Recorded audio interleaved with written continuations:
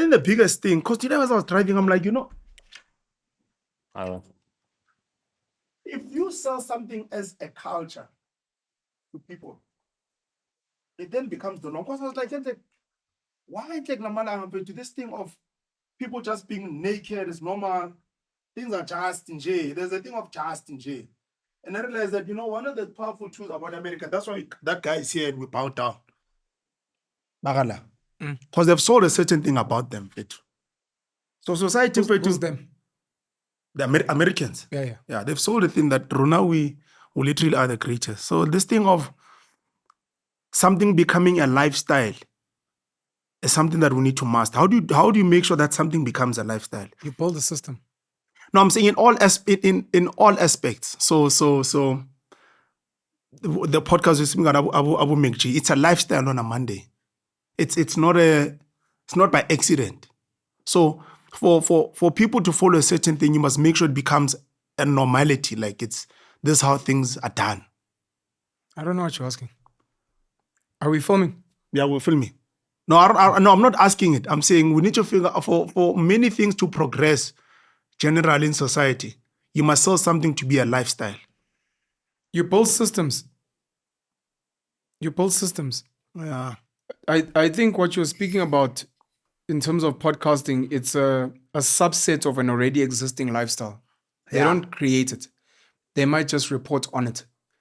Because things like Amapiano, women, partying, the things that we wear, the things that are cool, even the conversations they have, you must also understand, they also come from media that's curated. So you can only discuss Russia and Ukraine insofar as you have information on it. Yeah. If you don't have information, and to be honest, most of our intel is not coming from Russians and Ukrainians on the ground that are running podcast channels and filming from their phones.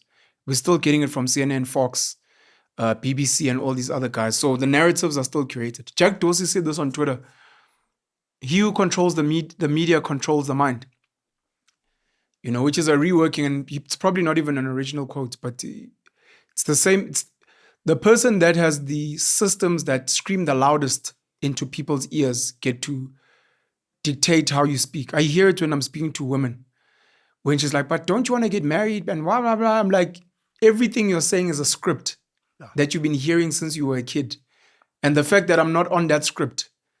Manje Penuel, why are you? But us black people, I'm like, no. Not me. I'm black, but not me.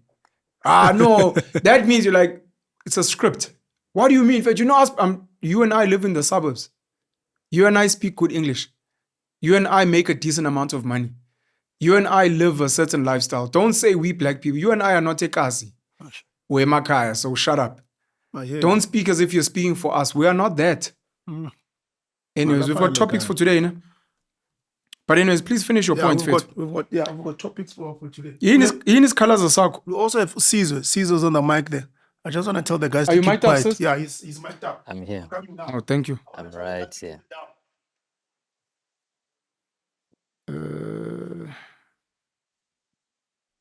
I sent this in the group.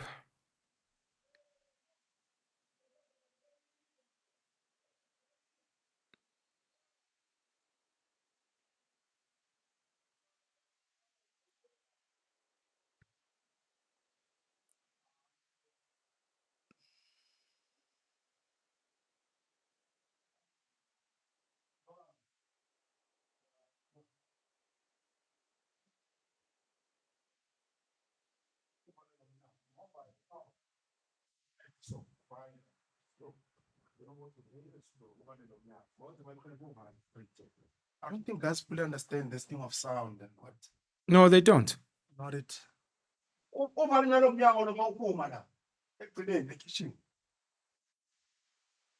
Yeah, it was just the lifestyle thing. It was nothing else. We have topics.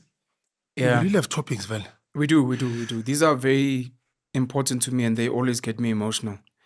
We can start. We can just actually kick it off. Your views on what we call African customs, and in particular, iLobolo and Inhlawulo. iLobolo being what some people call a dowry or a bride price, and Inhlawulo being the damages that a man or a boy pays for impregnating a girl that he is not married to.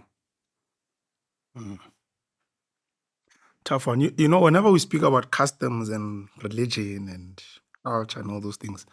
We need to be very specific about which era we're referencing.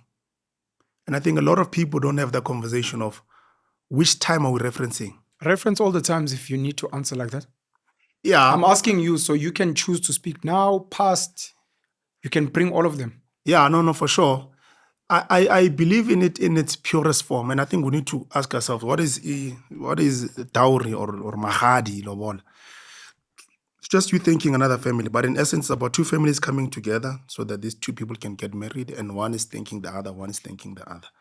While the guy brings out the money, you need to figure out which era we're speaking about. I mean, there were points in times where, right now, why it's becoming more controversial now is that men don't have money now.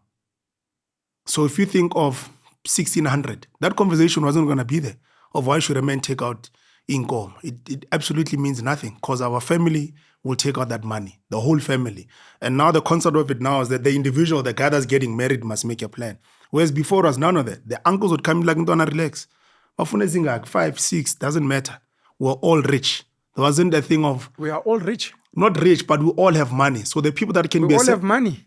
In terms of cows, I'm not speaking about Everyone now. had cows. Whatever money was being demanded was not going to put you in poverty or put you in debt back in the day. There were things demanded back in the day. Yeah, but they were very simple, Pen. They were demanded.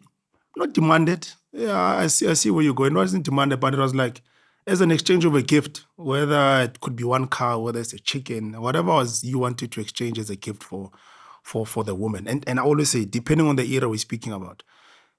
Right now, my issue with it now. And then there's the whole thing of King Thelmias Chepstein. I forgot his Theophilus. Chepstein. Respect your colonizers, boy. Respect your colonizers, boy.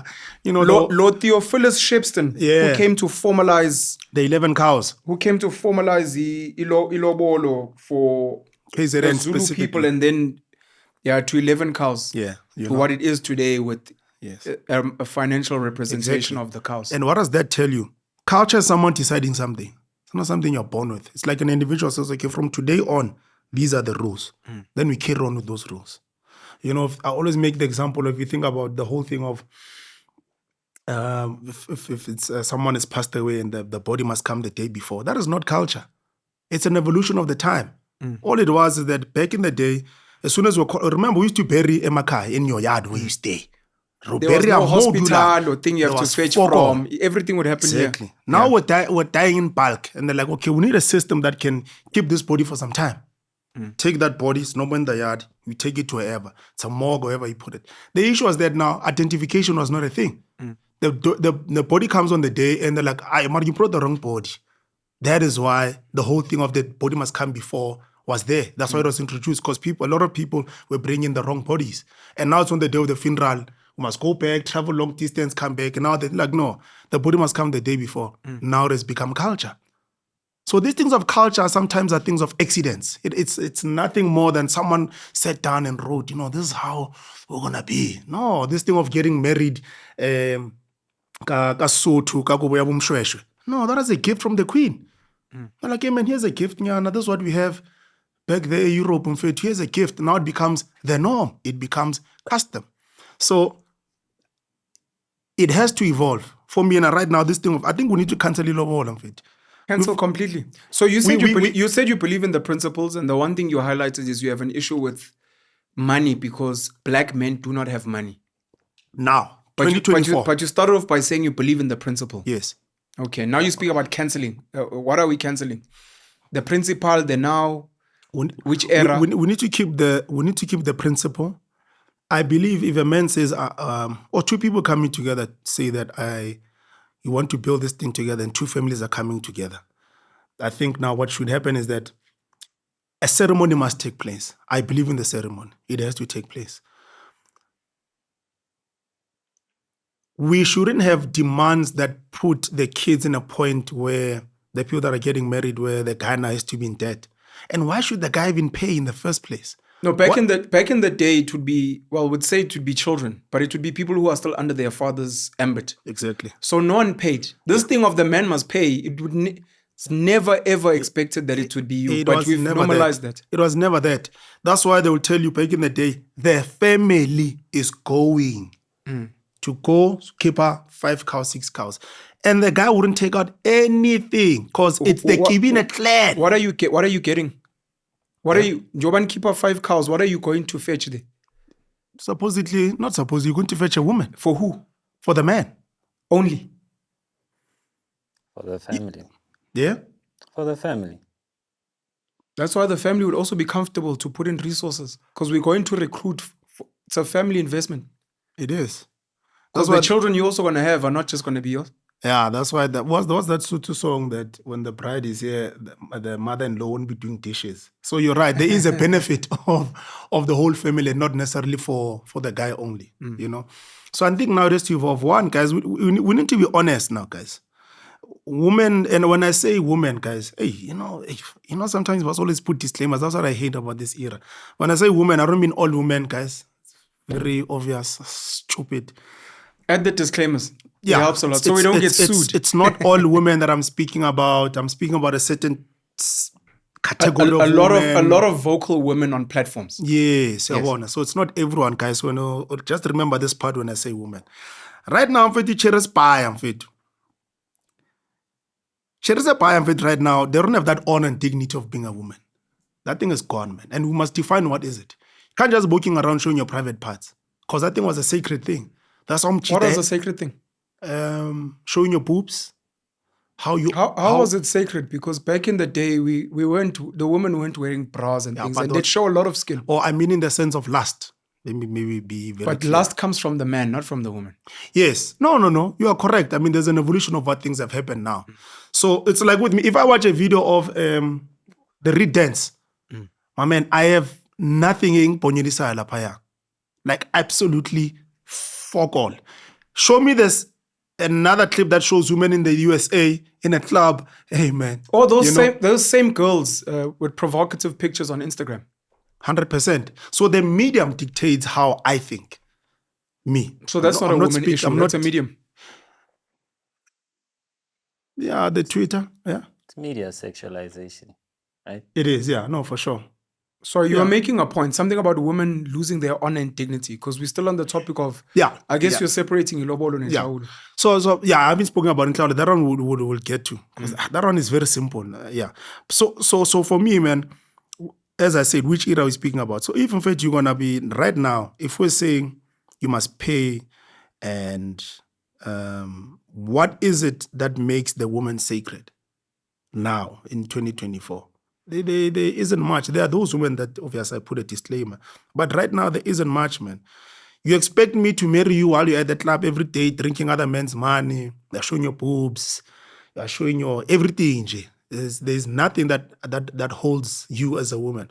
There's a saying, as long as you must know everything will be proper in that house, you know. There's that thing that we always have, that as long as there's a mother in that house, even if the husband is a drunkard, but the woman will hold us seriti. So it's fine if the man's a drunkard? No, I'm not saying it's fine. But what I'm saying is, I'm referring to what women were in terms of dignity. It sounds like you're putting more pressure on women than men. No, we'll speak about the faults of the men. Okay. Yeah, I'm saying right now, what are the things that women bring now in 2024 that say you must pay for iLobolo? But can she not be a mother and also a club and twerk? Because charge. Never. That's why those women don't get married. But the mother's role is in the house. What she does in the club is separate. Quarters. That's how they'll fire you at work for what you do outside of the work. If you've got an OnlyFans and you span a KPG and they find out, they're gonna fire you. Sure. Your behavior must link, Baba. And that's why those women will never get married. That's why they're making it seem like iLobolo was to acquire an asset that was worth something according to someone's definition. Yes, you are acquiring a woman. So it was a purchase. We can go with your words. It's not my words. I'm asking you. Because you speak about an exchange of gifts. Now you're making it seem like a purchase. If you've identified a lady that you like, that twerks, that is naked, that posts on social media, you chose her. No one forced you. You chose her. That's not a real nigga. So now you're going... No, that's a real nigga will never marry that woman. Marry. Unless that woman... So if you're saying there's no man that's going to marry that woman, then you shouldn't have a complaint. That means no one is lobolaring those women then. No, you are sriti, pen. Sriti, in fact. A man, a real honorable man, marries a certain type of woman. Are there women today that you are aware of who twerk, who post provocative pictures on social media, who get lobola and married? They are. Yes or no? They are. That's what we talk about. So now I'm going back to that. And I'm saying that guy, whether you call him a real nigga or whatever, he chose the woman. Yeah. Now we speak But that about woman- we speak about a potential exchange of gifts, which is what you raised. Sure. He goes to the home, follows procedure, protocol. They say, look, she deserves a full 11 cows, even though her body count is at 40. That's The guy opts to pay. And then later on, she divorces him and takes half. It's because that He chose her. yeah. He knows where he macked on her. He macked on her beshayi happily in a club. He didn't meet her at the reed dance and keep on mabele. Yeah. So men also need to take some type of accountability for 100%. the woman they choose, and then when they complain. Because if you're picking up girls from a club and then they do club things, and you're like, she's twerking in front of my kids, I'm like, ish, she's never twerked. Yeah, but at the club, and you're like, Ntwana. So take some accountability. I'm only saying this because That's true. we're gonna have to do a lot of work. And I speak about a CODESA 2.0, Yeah. where our generation is the kids born in the 80s, maybe early 90s as well, where we pick, not politically, through some metric. It could be political leaders, it could be tribal, it could be religious, it could be business people, celebrities. We pick a handful of black, colored, and Indian, not really youth, like in our 30s, 40s. And then they sit with their counterparts, white, especially the ones that come from privilege, whose parents own the Anglos and the Absas and the what. And you say, guys, we'd like to renegotiate. We don't know what the old people renegotiated, so we'll start off and have assumptions of what was negotiated. Then we're going to say, we're here now. We're not going to be like, but we weren't there. We're here now. So now let's negotiate on what we'd like and have an agreement. I think we need to have a similar thing for African culture and customs, Yeah, we have to. where we're not saying, but Koko, no, Mkulu, no. They're not here. We're here. We are at the level of almost elders. Because once you go over 40, 45, you're an elder, When good. Unless you don't have money, then they don't listen to you in the family meeting. which is part of the problem that we need to discuss at the African CODESA. And those are the most talented people when it comes to slaughtering anything. Nje. They're going to tell you the history of that Sure. until the rich aunt comes and the Omalongwe. So we need to do that, because in doing that, these conversations we have on podcasts, on WhatsApp groups, and on other platforms, they mostly academic. But then after having academic chats, they don't go anywhere. And you almost want to decide as a society, this is what we're deciding. It doesn't matter what king, queen, what the politicians say. You'll say, we all agreed, and we remember it was documented here, and it was televised here, or it was streamed on this platform. Yeah. And these people that we sent as reps, that most of us agreed on, they debated, and we sent comments, and we hashtagged, and they sat and they said, okay, we are now deciding that from 2030, just to give people a chance, we are scrapping a financial requirement for iLobolo. Yeah, they have to. Number one. Number two, we are scrapping that iLobolo must come from the man. It must come from his family. And if he doesn't have a family, we already have a big problem there. Yeah. Which means there are no families coming to unite here. Exactly. And then we need to speak about even things like patriarchy, matriarchy, because he was raised by a single mother because of our history. Yeah. Why does she not have a voice? Exactly. And those kind of things. So I think that's going to be important. I want to define these things for people that may not know before you carry on. Yeah. So we spoke about iLobolo. The history of iLobolo as I know it, and you're free to debate and disagree. We had unions in Africa. We didn't have what we call marriage in the form that we have today. You know, I want a ring and a honeymoon. Those are all Western colonial things that came here. The PS campaigns of a ring. Yeah. We had a union between a man and a woman, which was solidified and formalized in certain ways. There'd be two families, a boy and a girl, specifically the boy, and maybe not even him, someone from his family would identify a girl that they believe is an asset. It could be the boy's mother, it could be his sister, it could be his brother, it could be the boy himself. It wasn't always like we have now. You don't just mac on a chick.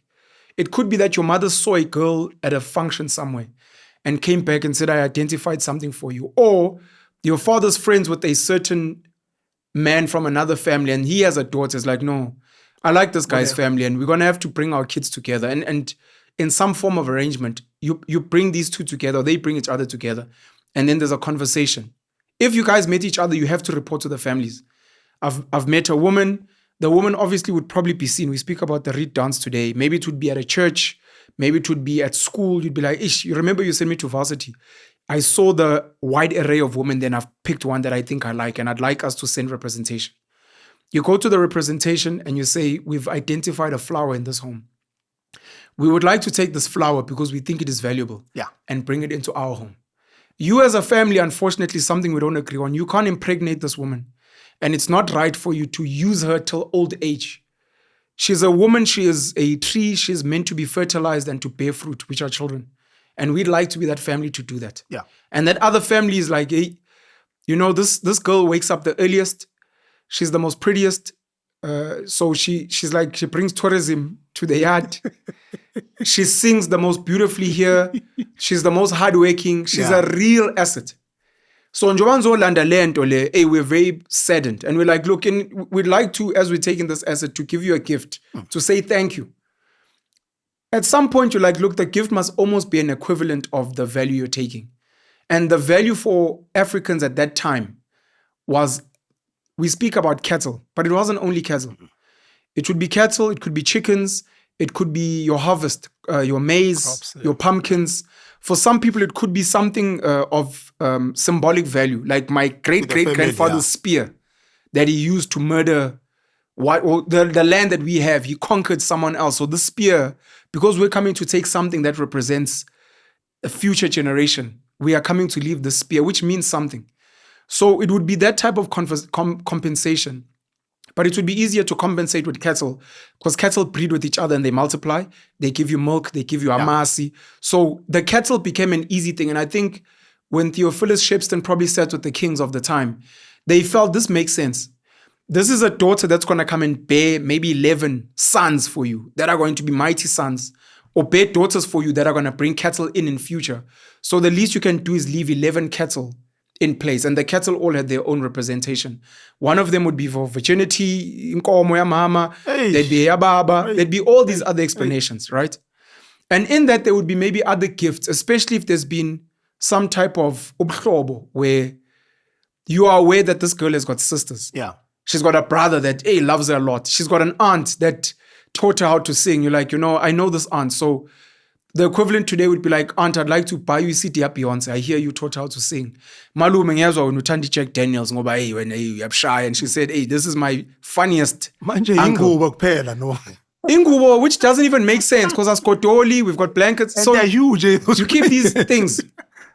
So you do that whole process, and in that, there'd be a celebration. It would be a celebration and a sad moment of this girl leaving. Yeah. And it wouldn't also be complete leaving because it wouldn't be like now where you're in Cape Town and you marry a girl from Joburg. It would be literally surrounding. So you'd maybe have to walk furthest maybe a day, maybe, to go and find this chick. But for all intents and purposes, she's left. It's like when you leave home to go work for a company. You're no longer at home, really. So in that, you have the celebration, the ceremony, and with slaughter things, and and then you build up, but the families know each other, and if ever there's issues. But this girl now belongs to your family. Yeah. Even if you pass away, she remains with your family. That was the whole concept. Today we have cattle, or we had cattle, and then it became money. And we're speaking money and cattle in a time where black men have been dispossessed of land. They can't work the land. You can't even bring maize. Black men don't have access to financial resources. We are in debt. We are broke. We don't have jobs. We don't have businesses. And even psychologically and culturally, we are lost. But we still want to hold on to what we think is our identity, even if it's making us bleed. Yeah. Which is what it's doing. It's causing friction because you must pay for the girl, but it was never like that. Yeah. And you must pay money, and it was never like that. And this girl is making demands, and she wants an expensive ring, and she wants a honeymoon, and you must buy her a nice home. Yep. These are all unrealistic things which end up causing so much more damage for the black nation than the unity and the building that this was meant to bring. And you see it in families when they know that the family must actually make a plan when the boy wants to marry. And they all just keep quiet. They always ask him, hey, Mona, do you have everything? But they know deep down it's actually this thing. It's all of us. Yeah. But because now, bro, they are part of the era we're living in, they're also preserving their own families. But the fundamental problem now becomes when the guy believes in it and he can't afford it. That's the conversation of accountability. I comes find the in. bigger issue being the girl wanting this thing, even though she also doesn't believe in it. She's not a virgin. Female. She's free. She's a feminist. Never mind family. It's optics. It's aesthetics. She's seen other people and she feels like if she doesn't get the whole package, you're going to a spa, but there were no cocktails at the beginning. You didn't get a full body massage. You didn't take photos. You weren't wearing a gown. But I'm saying now you can't blame her, Penzo, because when she goes to her family and says, "I'll tell me young guy, it's for a shot," they're like, "Oh, okay, oh yeah, stand up, Malum." Malum like, "Hey, man, this is 1, 2, 3, 4, 5." When she goes to the guy now in fact is sitting there like, shit, man, because I can't afford this thing. He's afraid to tell the woman because now he feels like, literally, and if I tell her the truth, she might leave me. So for me, it's the What is the truth? That you don't have money? Does she not know that you don't have money? Your relationship is based on a lie. Remember, when they got into the relationship, they both lied to each other that in fact, man, I'm gonna do this thing, even though they know that I knew. They both know without lying on you. She's unrealistic in her expectations, and he's also unrealistic in what he's gonna try and push. Because he's selling a lie. That's another thing in And now we're relationships. both stuck in this lie. stuck And in. both our families know we're fucked. The best thing to happen is for all people to die. No. That's lazy. That's lazy. I'm telling you. No, that's lazy. You're scared to challenge old people for things that are oppressing you in real time. Most people, they're scared. No, I understand that. Yeah. But I'm just saying, but that's lazy. Uguti, we know what the right thing is, but we're too scared to do it. Them, no? Yeah. What's going to make you brave once they did? Because they become Because madlos. They become madlos. Now they're watching you from the other side, from the spirit realm. And when things don't go wrong on that It's one going to day, be because you fucking, you never engage them while they're alive. You want to do funny things once they're gone. And I guess it's the whole thing of, this whole thing of respecting elders, not challenging them, don't speak. And I think that's what the white culture, I think, at times has over us. The idea that I can challenge. It's like science. If I can bring a better proof of concept, we must override the older. Yeah. Of which, that's what money is. Yeah.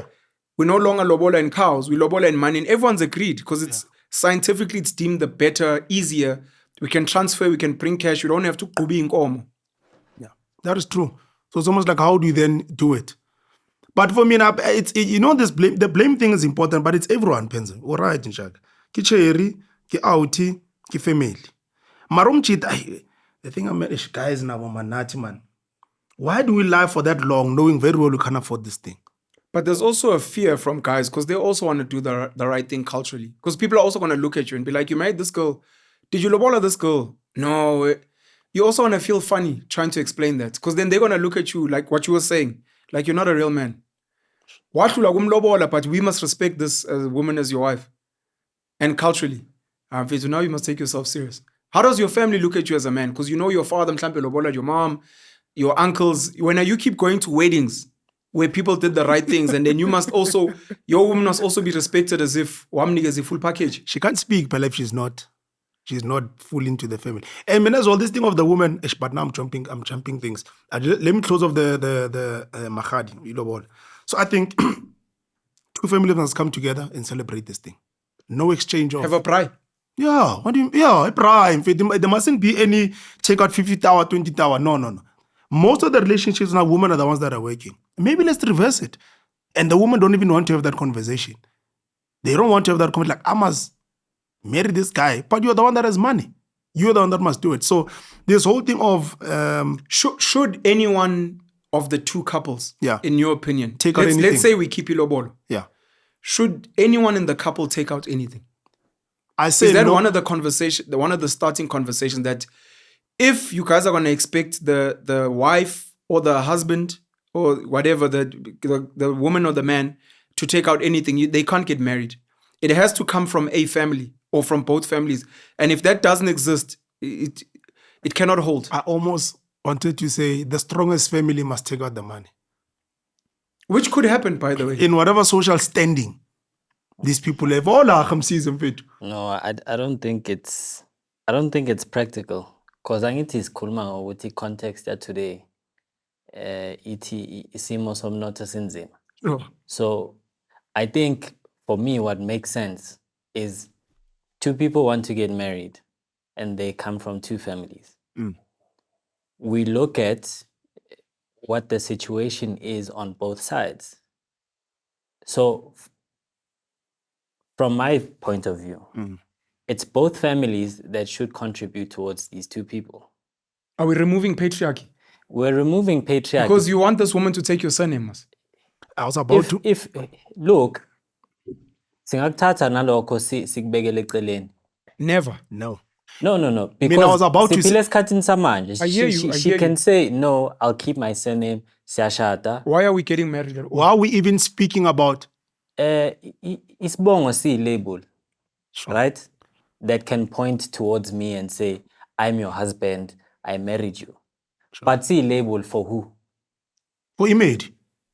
No. For abantu. Okay, sure. Uyazi ngimshadile. Yeah. Siwenzile umsebenzi sashada. Sure. And I've introduced you to my ancestors. Sahlanganisa, let me say, both our ancestors, right? Ukuthi uthathe isibongo sami now is for the world to know that ngiganiwe. It's for the world to know. So are you saying that can surnames and the ring be at the same level?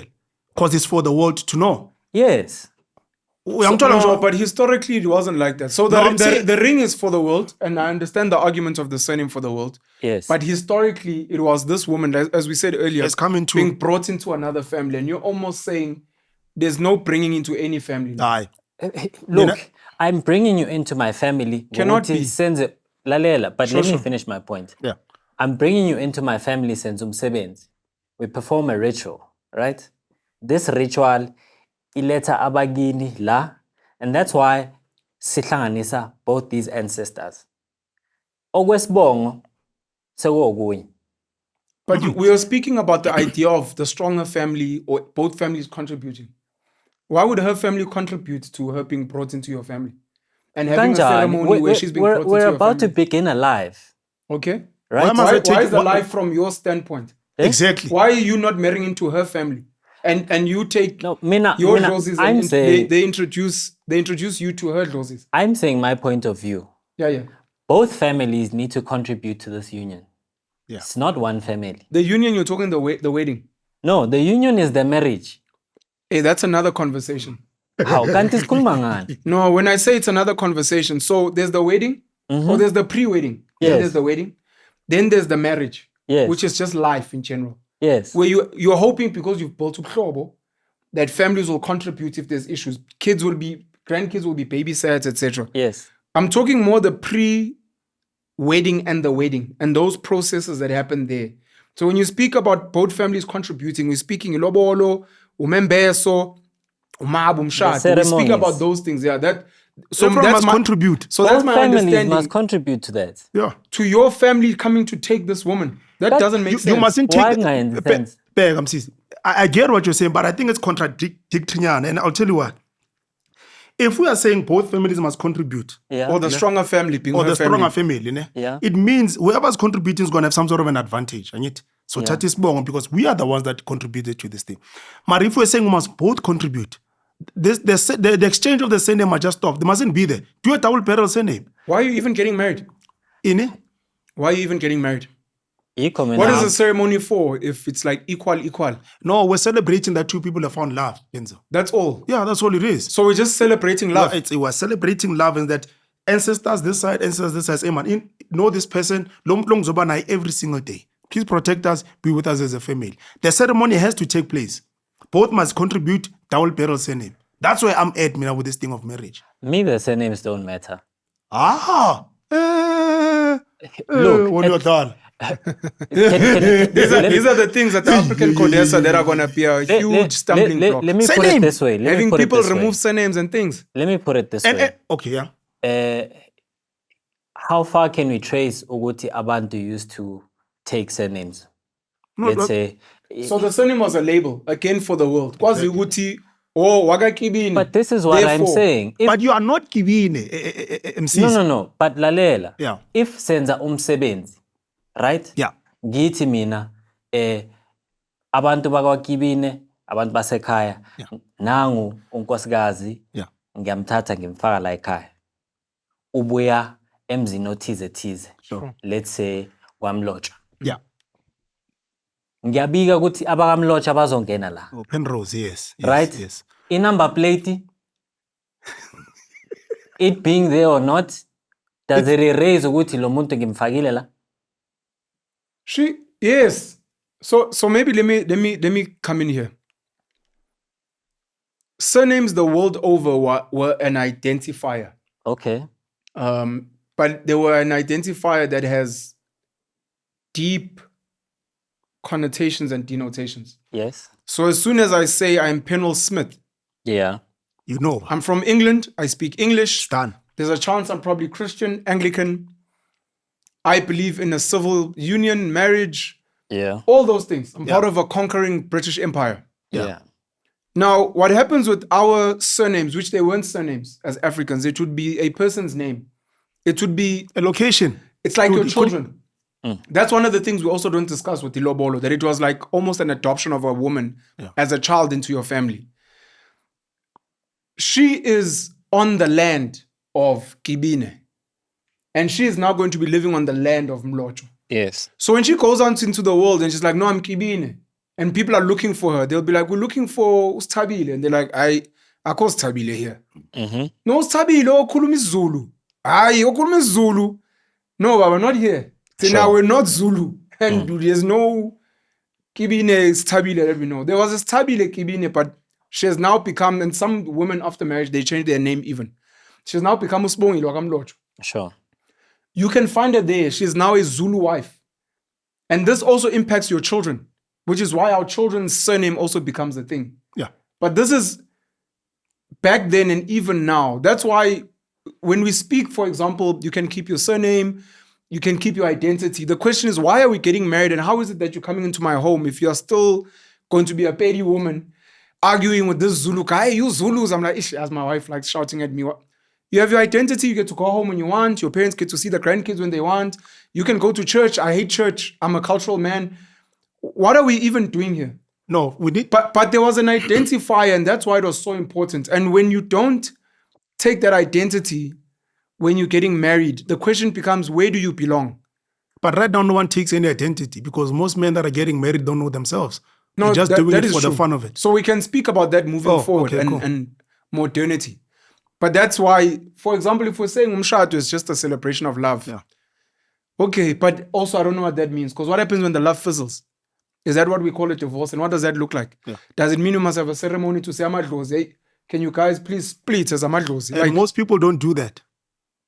kind of situation. Yeah, they don't. And then you because- bring new madlozi. It's like, what exactly are you doing? And we need to have that whole conversation of what it is we're doing. But fundamentally, African culture and customs, in my understanding, and people will disagree, the woman was seen as an subordinate, maybe, Yeah. like a child. She's Ukuthi, under the rule of this man. and under this the family. rule of this man. He gets to lead, he gets to decide, he gets to dictate. If I'm Zulu, you will now be Zulu. Our children will now be Zulu. Yeah. The woman can't come in. The children can be like, yeah, I speak some Sotho because my mom is actually from the Basotho people. But fundamentally, I'm Zulu. This is who you are. That is my identity. That's where I come from. We know your people. If we move from that, we need to decide. It's almost like gender fluidity. We need to be like, that means we're becoming fluid. That might mean we need to scrap things like tribes. We already And are culture. fluid though, right? We're just not using the word. Arguably part of it. No, But- we but are that pencil. What I'm saying is, when we sit down, we need to definitively Say, say it. Yeah. Speak about where we come from, where we are, and how we got here. yeah. And then we must decide. We mustn't let someone else slow Theophilus back there, and tomorrow it becomes Joe Biden. He decides, no, we've decided, the UN has decided that the whole Lobola thing is a form of human trafficking of women in Africa. We've called it a human rights violation. Done. Therefore, any man found paying Mahadi Yeah. is committing a crime. We don't decide that. We're like, hey guys, got the Constitution says, and you're like, since now we can't hit our kids, now we can't tell our woman you can't come home late. So who are you to tell me I'm your husband? Which means what? You own me. And you're like, you? what are we doing here, Gant? And we need to make that decision and move forward. And I know when we make that decision, there's going to be differing viewpoints and we're not going to agree. And we may get to a point where we're going to have to give people a menu to choose. And then you must own it. I think for me, in Tengibu Zayona, what I'm asking myself is, if let's say we want to return to, say, for instance, an authentic sort of identity of who we were, Be colonial. what does that look like? And we must speak about it. I don't. And also, like, who can we rely on for that intelligence? Ourselves. Or whoever we trust. We'll decide. Your father, the leader of the family, or the mother. Yeah, Or but anyone like, else that you trust. what I'm saying is this: isn't they over time have not become, or rather have been practiced in a way, I can say, maybe for lack of a better word, diluted. Sure. So can we really say we can return to our authentic selves? No. We can decide on what we think it was. And if we decide we want to go there, whatever that imagining is, that's what we're going to go to. Is it not maybe worthwhile to look at where we are now and also reflect on what we may have been in the past and try to maybe engineer who we want to be? I think that's the whole conversation. Exactly. It's that. Because I feel like for me, it's very tricky because there are a lot of conflicting ideologies about what African people were. And I refuse also, maybe not refuse, but it's very hard to get my mind around the fact that there's a homogeneous sort of idea of what African people were. It never No, existed. there That's never a was, lie. yeah. Because people differ geographically, and Correct. because of those things, they do different things. Hence the menu. Yes. Sure. So, yeah, that's where my mind is at, really. No, your mind is at the right place. That's the Yeah, whole conversation. yeah. I wanted to add this part. Did I lose my point? Oh, there are, I'll speak for Amazulu, where I come from. There are Amazulu that have held on to this concept of getting married from a post-Lord Theophilus Shepstone Yeah. stance. It is very natural. It is very easy for them. It is the right thing. The girl is a virgin. She gets inspected every year for her virginity. Yeah. And she's kept pure. And in her purity, she has a mother or mothers, depending on if the father's got multiple wives or if she has her aunts around her or older sisters who'd groom her. This is how a young girl carries herself. This is how a young woman, hey, Pela, you're almost at an age where boys are going to start looking at you. You must remember, Pela, at some point you're going to have to bear kids. This is how kids are. They start babysitting even from a young age. This is how it's done. She's fully prepped and she watches her mom serving her father. When the father's angry, mama, they live the old school life. The boys, on the other hand, same. Not on the other hand. The boys on the other side, same. They are groomed to be in Sizwe. They don't have an inspection gear for virginity, but it's assumed. Mm-hmm. You're a virgin. You are raised to be a young man. You respect your father. You herd his cattle. This exists today. They herd the father's cattle. Yes, they may go to a school, whatever. They sing the songs, bayagida, bahlabi imbuzi, inkomo, all those things. And they respect the woman, bayathunywa nawo mama, etc. And they get groomed to be like, this is what a man is going to do. Mawufika phela mele azi umama ukuthi usufikile, and those kind of cool things. When they meet and they get married, the boy's father already has a kraal with cows. Sure. It is not a shock. The father from the boy's birth was aware Already. that at some point I'm going to have to Lobola for this boy. Yeah. Well, by the time the girl's family asks for inkomo, it's what's the right word? It's ceremonial. You already know. I'm a conversation when you go. When you go to a job interview, they'll ask, do you have a tie? You're like, Come on, everyone knows I have to wear a tie in this job. It's not like, you realize today we have to get ties, but everyone knew. There's no shock. Yeah. The girl's family, where they're receiving the cows, they have a kraal already. It's not like, no, we don't have a kraal. No, we all here. Those people, in my opinion, deserve to hold on to that. It's their thing and it's easy. The big issue we have is township, ilogishi, and suburbia. Yo, That's where it becomes a fuck up. The township guys want to straddle both worlds, of which they don't even have enough space for cattle. They don't have cattle, most of them. They don't have money, a lot of them. They don't have land. And a lot of the girls have not been raised to become wives and maidens. And a lot of the guys have not been raised to become insizwa. You know. Then suburbia, they normally get to pick.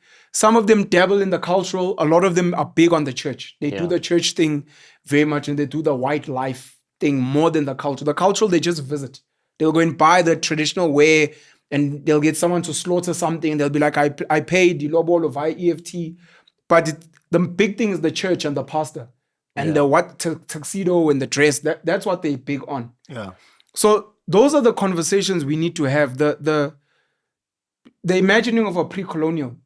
It's there, but for most of us, based on where we live, the geography of where we stay, our lifestyles, we cannot go back there because for all intents and purposes, it's not pragmatic. Yeah, no. And then we have to be honest about, even in these spaces, how do we move forward from there? Because the other danger that I find, some people, maybe myself as well, when we say things like scrap iLobolo, don't scrap it for the people where it's easy. Those guys are already, they're like, as soon as I had a son, I started breeding cattle for him. And if ever these cattle even die, what happens in our community is there's going to be a family that's going to give us a bull and 2 cows. Done. And they're going to breed. And after a while, once we've sesvugile and they've lit our fire with their candle, we give them back the bull and the 2 cows. And if we have a bit more, we give them another cow as a thank you. But they always knew. Or if I'm seeing flames for whatever reason, I've got friends and other family members who will be like, no, man, ngoba sonke so Keebine, we know Wuti, you had a drought. We'll give you 2 cows. This family here, 3. So umfana can get umakoti because he's at the right age and we're here. Which from a financial perspective would be your aunts and uncles chipping in. Which we know your business just went bankrupt last year. It was a bad time. We hear the boy must get married because the wife is bringing in is going to be serving all of us tea. And she's going to be babysitting all our kids. And the kids that are going to be born here, we're all going to be sending them around. Yeah. So it's a family collective thing. Those people must keep what they have. It's for the people that have to go and take out a loan. Like I said, as soon as anyone in the couple has to take out money, Don't get married. you failed. Do not even As think soon about as the guy's like, I'm going to go take out a loan, you failed. Yeah. As soon as you're discussing things like, if or and you're speaking cows, out, you do not qualify for cows. You guys don't have land, you don't have a kraal, you don't have cattle. Leave it, because any cows you're going to buy here, you're going to be buying other people's cows that have their own spirits and energy and whatever. You don't know what circumstances, even when you eat that meat, awazi where they graze and what. They were busy chowing grass at the camelo abafana baga mkhize. Hayi baba. So rather mhlambe go to a butchery where the meat has been sterilized and dry. Because you guys are fucking around. Have a spit braai, buy a lamb, I don't know. So we're going to need to have that conversation. But the conversation is iLobolo and the process of iLobolo, and then I guess the marriage part. And then when I see you're bringing this aspect of also just the union and then other softer things like the surname and the patriarchy and which are impacted by all these things. Because again, if we're living modern and there's no surname and you get to, your wife is a feminist and is empowered, then the question it becomes, why are we even discussing iLobolo? Because it's like, somizi no mohale, discussing iLobolo. Why are you guys discussing iLobolo when you're gay? It's the exact same thing. Ayikho lento in South African black culture. Ukuthi indoda izolobola enye indoda. So already you fall outside of the ambit of ukulobolana. Thandanani, nishade, but lento yokulobola nokuthela inyongo nitakiwe. Mhlambe ningahlanganisi amadlozi, but we also don't know because ayikho ingane ezophuma la. Ukuthi indaba kumele kuhlangana amadlozi. Yeah. But maybe you can discuss in what context. What if you're even confusing amadlozi? They don't even Amadlozi won't understand. They're like, come back. But Keebine is friends with Umlocho. Umlocho has never been introduced. Amadlozi have never been introduced here kumngani wakho. Or is it because senzo qabzana nenza into singazazi kahle. So ngifuna nje ukubuza lapho kancane. What happens now? I'm Sizwe, I'm gay, I marry Tabiso. And then Is Tabiso hot? Asking for a friend. hey, No Diddy. you know? Hashtag no Didi. So I married Tabiso, and according to us, siyazenza lezi zinto, we're doing these traditional customs. Sure. You know, we perform the rituals, we do everything. But tradition and culture itself, looking at us, says everything that we are doing is invalid. Yeah. Correct. Oh, is that the question? Are we now being exiled?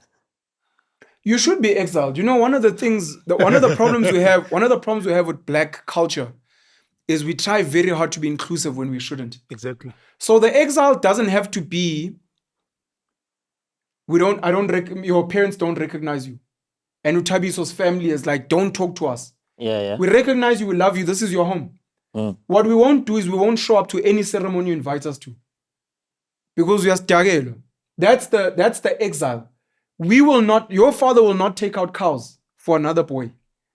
We will not show up at a wedding, in a church, in a Christian church, for this wedding of yours.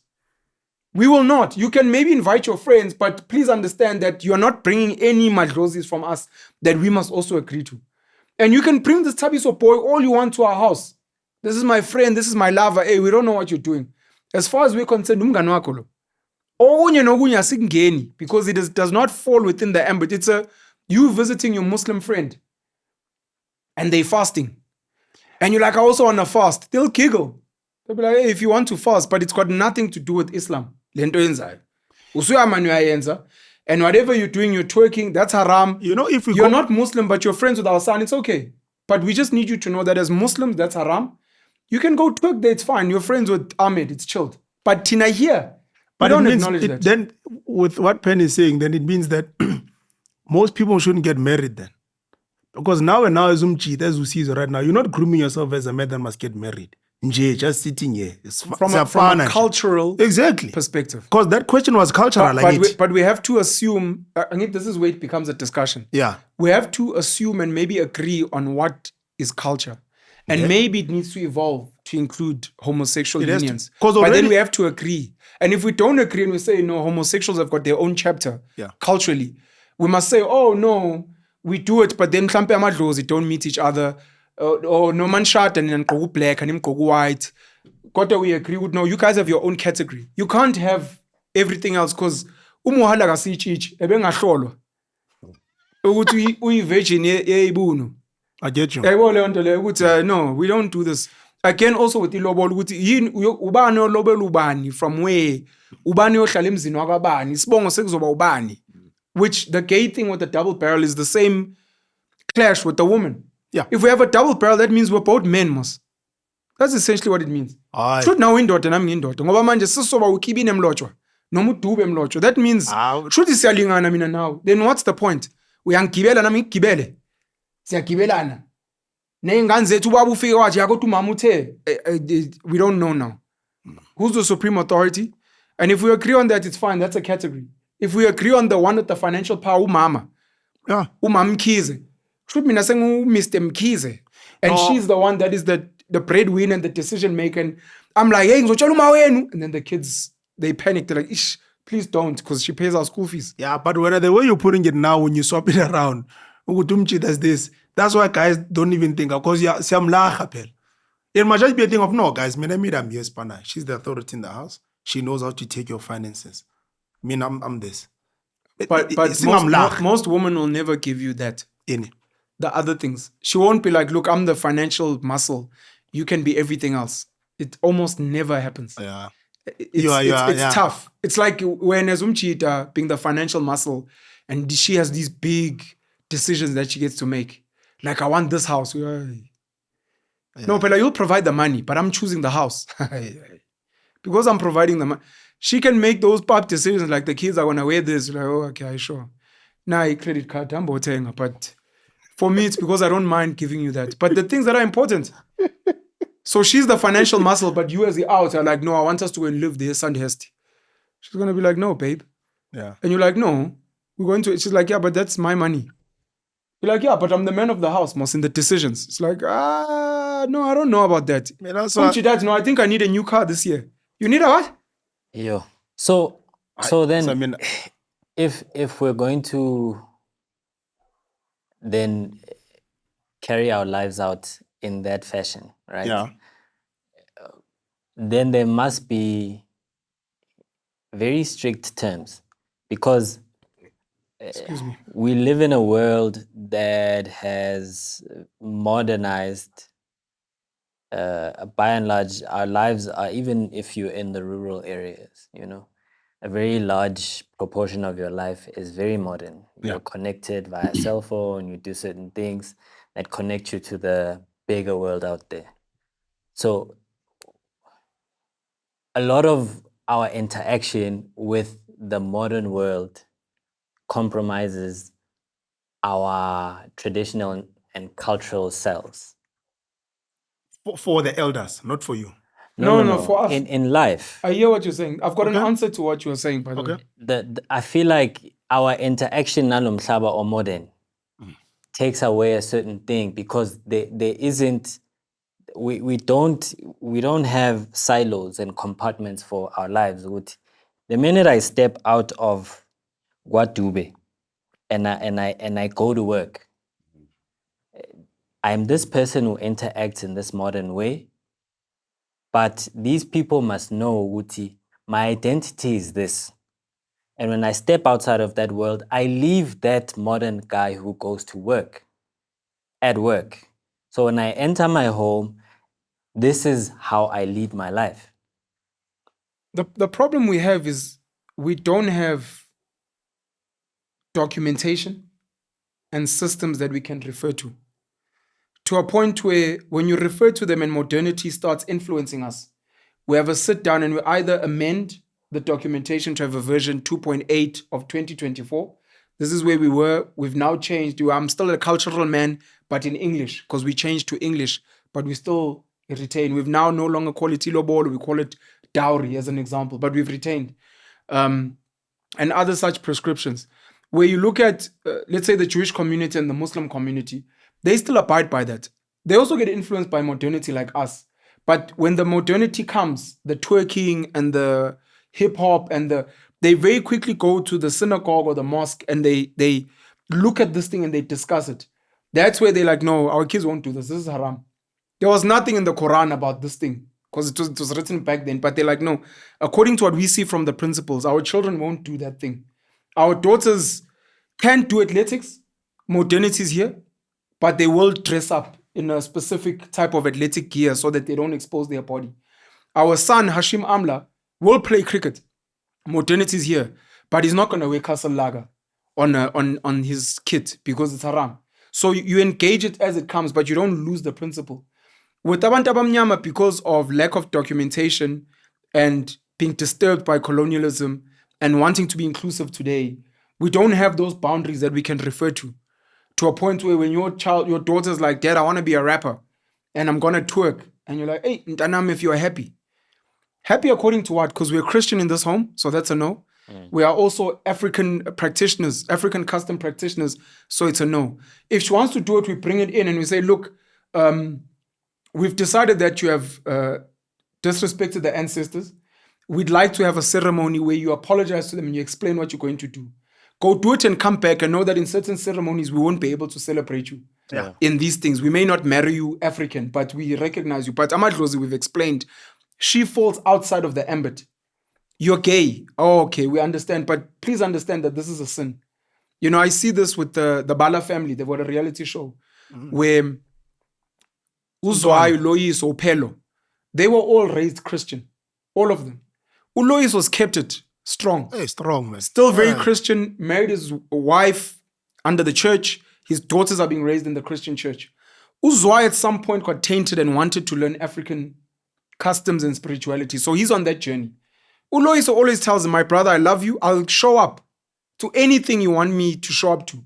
But don't expect me to engage. I'm not going to slaughter anything. I won't touch Ikazi. I don't do these things, but I love you. I'm here. But this falls outside of the ambit of my Christianity. Upelo is homosexual. Uloyiso said, I love you, you're my brother. I want you to be happy, but I need you to know from a Christian perspective, this is a sin. Angivumi right? Yeah. That is respectful. Uloyiso's got boundaries. But it's not, I hate you, you're sinning, you're going to go to hell. No, faith. It's like, oh, look, this is my life guide. Your behaviors here are haram and they're outside of that. But you're my brother, I love you. Siyahleka, siyagawula sonke. But when you say what, I'm like, no, from my Christian perspective, I'm meeting your friend. That's how I explain it to my God and Jesus. What you do, I understand is a sin, but it's your life. And it's not for me to judge, it's for God to judge. It's for me to tell you that how we were raised and what I know is this. Uzwa you saying I mean, I'm not going to go to this church thing because of this, but uloyi, so you're my brother, I love you. We just don't have those boundaries. And then you also, like I said, once you've got them written down as a system, you can then engage and be like, you know what, maybe let's add a chapter on homosexuality. Maybe let's add a chapter on how do we deal with our Christian counterparts who are not cultural. No, you must invite them to these things. When they ask to pray, be like, no, sorry, no, yeah. We don't do that here. This is a cultural space. Sibiza amadlozi sikhulume nawo sibonga uNkulunkulu. Kodwa lento ukuthi in Jesus hey akho Jesus la. Asazi nokuthi uba idlozi Documentation. One of the documentation is the thing that killed our Dutch. All of us. That's the thing that killed all of us. We didn't document anything. This thing of oral what amasimba right. Are we parking iLobolo for now? For sure. No, now I've come up with my suggestion, Chance. Sure. Marriage, we must redefine what marriage is. It's two people coming together to celebrate. We're having a bride. That's it. The surname you'll decide. Double barrel surname. That's for you. Yeah. So there's The three future types. is that. There's three types of marriages in South Africa. Yeah. The first one is cultural, customary, which also because our constitution dictates what happens in this country, it's more powerful than customary law. You are not allowed to, you cannot be a polygamist if you get married under civil. You can only be a polygamist or polygynous as a man if you're married under customary. Yeah. Which makes it tricky for the late King Goodwill Zwelithini because his first wife was married under civil and then the others were customary. According to our law, it means that other marriages are null and void. It was one of the things that was raised in the court when they were fighting over who inherits what and whose child should be what. If a man ever gets married under civil and he wants to be polygamous, he has to go and annul that civil marriage and then start afresh. So we've got cultural or customary marriage, which you iLobolo, you have a ceremony. Wakoka even 100 rand, you're married. But it helps to write down something, take it to Home Affairs and have it lodged to help if ever you pass away, inheritance, those things. Then we have civil, legal unions, which is what we'd call, no. I agree that's the Sorry. The second one is the Western. No, the Christian. Sorry. The second one that I wanted to raise was the religious. So there's the cultural, then there's religious, the church. Married with witnesses under God and Jesus Christ by umfundisi. That one is normally where they bring in things to sign, but you're not meant to sign anything. People need to understand this. This is very important. In the church, as long as you're there in the church, with witnesses, with umfundisi, with Jesus and God as also watching, you are married. I pronounce you husband and wife, and for richer or for poorer, all those nice things, that's there. Of which paganism was brought in, paganism being the ring, that is not Christian, that was something brought in. The dress and the veil, that was something brought in, that's not part of, just money lapano to umfundisi, etc. I don't even know if you need a church structure. But just like that, under God. As long as you're not rude. Sure. Yeah. And a God. Yeah. So that's the second one. But of course, sign are there. Yeah. You have that type of marriage, you don't need to do the customary things. Because these are separate types of marriages. You can just choose to just get married in a wedding, in a church. You're married. You had a wedding. No lobolo, no membeso, no nyongo, no nothing. No families going to meet each other. None of that. You invite, you're like, I've met Susan, I like Susan, would like to get married, we've picked a date, please come through on the day. Your parents are like, oh, maybe your parents could ask to meet the parents, but it's not a requirement. It would be a nice to have. Get married on the day, you guys have sandwiches afterwards. We're married. Hey, ring. Good to go. Then the third one, which also is infiltrated into these others, is the civil, the legal. Yeah, bro. You don't need to have a cultural anything. You don't need to go to a church. You find 2 witnesses with IDs. Done, Baba. You and your partner with your IDs, you go to Home Affairs. You book a date. I think you take a bit of money. I don't know how much it is 70 today. rand for that certificate. I'm not How sure. much? 70 rand? How much is 70 rand, that certificate? You go there, and you don't need a mfundisi or anything. You just get read some of the rights or whatever, and you guys sign. That's it. You're married. There's no requirement to go and have lunch. You don't have to go and eat a burger. You don't have to announce to anyone. You don't have to inform your family. Yeah. It's between the 2 of you, and there were 2 witnesses that said, yeah, we know they got married. We there, we signed. Sure. And ID numbers are there. The problem that we have in society is people mix masala. People these things. do all 3, eh? The most powerful one You. is that last one. You. That last one is the one that breaks alles. When people are like, Ngako Kilobolo, there was a ceremony, there wasn't. Were you in a church? That last one where you're signing at Home Affairs is the one that knocks everything else. When you pass away and your side chick is trying to claim because she's got kids with you, when that other woman shows a piece of paper and that other one can't show anything, Well, now it's she's done. done. Yeah. She's I'm okay. done. Yeah, that's the most important one. So those are the 3 types of marriage that we have. And when you look at these 3, and especially because people mix masala, which actually is a problem. It's a problem. Because This people. cultural one, there's no divorce. There's no divorce. Yeah. Even if your husband dies, you stay in that family until another family maybe comes and lobolas you from the husband's My family. great grandmother did that. She did- stayed. So her sister was married into a family. The sister passed away. The husband. Her sister passed away. Then she was forced to come into the family. Hey, those are other dynamics. Yeah, she was like, I don't know man." about forced. And not forced. I mean, No. I'm not saying I disagree with the word. Yeah. This thing of we came to lobola something, and that thing that we lobola is gone, so you gone. guys must replace it. You have to. Yeah, that But one. That remember, one's tricky. you came in as an asset. So there's going to be a gap. Who's going to raise the kids? You came in here as an asset. Remember, Yeah, Vetu- but what if the other family doesn't have a daughter or what? That's what I'm saying. It but- becomes tricky. Yeah, no, you're right. I mean, the other thing now that makes all these cultural things difficult is the whole thing of, kind of, what are we? Blended families. Blended families confuse culture like crazy. Step parents, Yo, step kids, yeah. half children. Who must represent who? Does the original mother come to this ceremony? Or does the stepmother come? Does the stepfather come? Or is it the We original saw father? this with two teachers in there, Yes. almost yes. looking like the wife at AKA's funeral. Dude, that thing And then confuses Nadia a lot of Nakai, the things. girlfriend, looking like a side chick. So in that, Meanwhile, TJ at the time, was she married? to Meda, I don't think they were married at the time. They I'm weren't not married sure. yet, but they No. were committed. Are they and even I think married they had a even now? child. They are, I think, as far as I know. He might have paid iLobolo. Yeah. Yeah. But I'm not sure about the ceremony. But it becomes confusing. So in our CODESA 2.0, we need to have the chapter of blended families. how to manage them. Man, that thing is very dangerous. Because the kid wants certain people to be there from the original family, but they're like, no, Mari, you moved on now with the stepmother or stepfather. How does it then work? There's easy Hey, solutions. that In terms thing. of culture, there's easy solutions to those things. But we've moved away from there. Yeah. And the solutions in culture are easy. A man meets a woman who's maybe got a child with another guy who's divorced. Lobole takes her as a wife. Yeah. Any children stay with the original family. Oh, for sure. Right? That child is Keebine. The child remains Keebine. Yeah. She's not now going to be whatever this new Unless guy. you If this guy wants, Exactly. he must lobola, and the family must also agree. It's not just, but this is my child. Hey.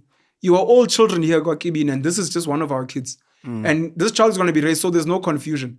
The child can visit you, like your cousins and your nieces and nephews, but this child remains with the grandparents. Yeah. Makes life much easier. Even the father who wants to visits this child at their home. It doesn't have to deal with now a stepfather and what. You're But right. also because we've moved around, it makes things very, very complicated. Is there still a space for marriage? Nah, the individuals must decide. It just goes back to the Is whole there thing is of there being- still a space? Yes, there is the space. Is there still a need for men and women to get married Yes, today? for a certain type of people. So Who I are think those type of highly religious people, I think they should, because there's no The confusion. need is because they are religious. Yeah. No tangible reason. It's just because I'm religious, I want to do right by God. Yeah, I think those people they are the ones that you're speaking about now. When you're giving the example earlier, I think those are the ones that should. Those who still practice the culture that umntwana from an early age, they are groomed. This girl is going to be groomed to marry into a family. You are groomed. You don't just get married by mistake, and only a month before you want to get married, they teach you about being a woman and being a wife. You're like, how, guys? But you didn't tell me this whole thing. Those people shouldn't get married at all, I think. Shouldn't get married at all. Nah. So outside of very cultural and very religious, people should not get married. Nah. You have to be groomed. You have to be groomed for this thing, man. And there must be a template and a checklist. Yeah.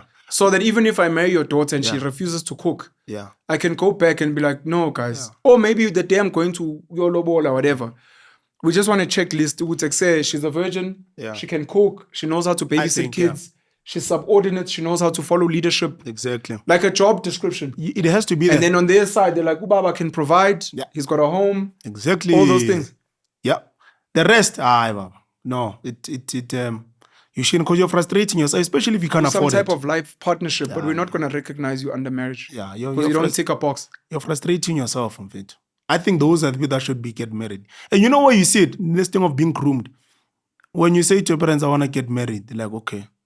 Now, but during the process is now self. Nothing. They're going to call someone, hey, lentona le ETH. Manja sazi is chuna kanjani. Then within that period of the marriage discussions, you realize that they actually, as parents, they're also stupid. They don't know themselves. Easy. The best thing about growing up is realizing that your parents are also dumb. That's one of the best things I've realized. Become smarter than them. Yeah, that's when you realize. If you remain dumber than them, dumb nonke. That's the best thing. Dumbos. You realize, now I can't talk. And then they also realize that actually I haven't groomed this person to do this thing. I may have groomed them in other ways, but I actually haven't. That's why I guess most guys that are getting married now, you go through a journey of self-discovery. You're like, actually, because my parents didn't teach me. There are these Western people who pretended they are religious for 2 months and then it's done, So I guess those who still get married, there's a thing of a journey of identity. From a cultural perspective, a girl is not allowed to leave her father's home until she gets married. Yes. So that becomes a need. The girl is like, I'd like to have sex. I'd like to have children. I'd like to move out of home. The only way it can happen, outside of, let's say, you're going to tertiary and what, which we have today, which are modernity influenced things. Yeah. It's a guy must come in and do the right thing. Yeah. Which is also why he gets punished with Inhlawulo if ever you do something funky. From a Christian religious perspective, I'm not sure so much. Yeah. In the sense that I don't know if a Christian girl lives under her father's home until she gets married, or if she can be her own woman, but not live with a man until she gets married. I'm not too sure there, but there also might be a modernity argument there, because people would get married very young. That's the other thing we also forget. Yeah. People would get married young to a point where marriage becomes your rite of passage into adulthood. Yeah. Today, our measures of adulthood have to do with age, 18, 21, money. And then qualifications, matric, a degree, and then money. Yeah.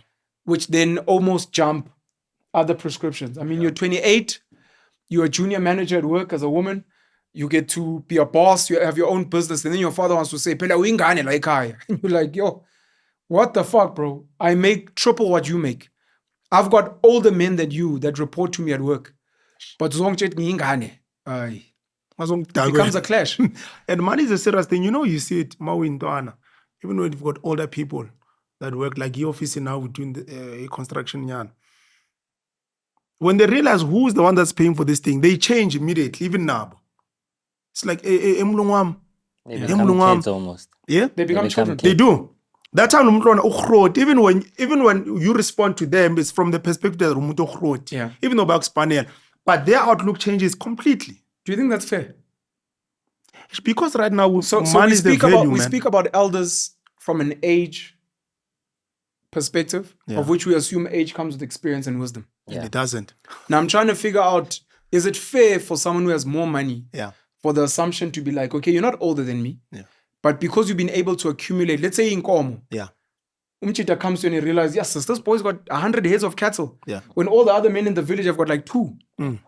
So the assumption is maybe you are more experienced and more wiser than me. And you know better than us. And you know better. So the respect is not maybe it's not for the money, which we do today. Okay. Maybe it's the assumption that you know better than me, therefore I respect you. That's why you're as able an to. elder in life experience. That's why you're able to accumulate whatever you're accumulating. That's why I work for you as an elder. So you think that their respect comes from that perspective? Maybe like it's Tamil Dala that has a girlfriend, not married, and then when I was temp, you've got 3 wives. Hey, the guy looks at buy you like, that. hey, but this is a married guy with 3 wives. Yeah, I can buy It's that. faith with tapes. I'm guiding faith. Ngiguide ngani? Hey, nami ngicabanga ukushada lecheri. Wenza kanjani? And you're a 25-year-old lighty with 3 wives. He's a 45-year-old guy. He's trying to get married. He's like, because you know better. You're my elder. Because you've walked In that a regard. path I haven't. Maybe that's what money is or is meant to represent. I never thought of it like that. It's possible, yeah. Which is why for me also with the Lobolo chat, which pisses me off, I'm going to be paying for my own Lobolo. But I'm not allowed in that room to discuss and debate and negotiate on my money. I have to be a lighty sitting outside when uncles that barely know me, who are also here for free dope and free kaula, and whose transport was paid on my tab, are going to discuss with Ita Malecheri, who also maybe wasn't even in her life. He was an absent gent. I lay nonsense. This is my le. money. I want to come sit there and discuss. Yeah, I lay nonsense. le. Even That- things like Inhlawulo. I'm a father. I've got Yeah. children. So if you discuss Inhlawulo, it's not my father that's paying, it's me. And on top of that, I've got experience because I've already got kids. So let's talk man to man or man to mother. Ukuthi mama, but I've got kids. Lento eningi ngizongicela la, angizwa kahle. Phela wena umfana, yes, ngumfana in terms of age, but in terms of experience, life experience. Mama, I probably know more than you. You've only got this daughter. I've got 7 children. Kade ngigudla, kade ngihlala with different families. I know this I thing. probably know more than you. I can school you on this thing. So ngicela ukuguide us so that you know for future. I'm with you. Inhlawulo should also be scrapped unless something drastic has happened to the woman. Sizwe, do you know what Inhlawulo is? Or your understanding of Inhlawulo? My understanding of Inhlawulo it's like in a way ucela intethelelo for mhlambe isenzo esithile senzile. Asking for forgiveness. Yes, So it's damages in the legal term. pretty much. When you're paying damages for damaging something, I damaged property, Yeah, I violated you in some way, so I'm paying damages because I Yeah. did something wrong and I'm asking for forgiveness. yeah. That's my understanding of it. Okay. Please continue. But what have you done wrong? Yeah, so Because I'm guessing Inhlawulo, you're speaking of it in a generic term. Ukuthi Sure. uyahlawula, mhlampe if I smashed Debsa's car that I drove, yeah, mhlampe if I stole something from his garden, uyahlawula. Yeah. Okay. yeah. I think because in life we have certain ngathini, we have certain things, standards, laws that we live by, and once you deviate from those things, there must be a way to show you that this has consequences, and ngoba uyenzile, it's your first Misdemeanor. it's your first misdemeanor. This thing you're raising is so know? deep. It's so not deep. It's very important.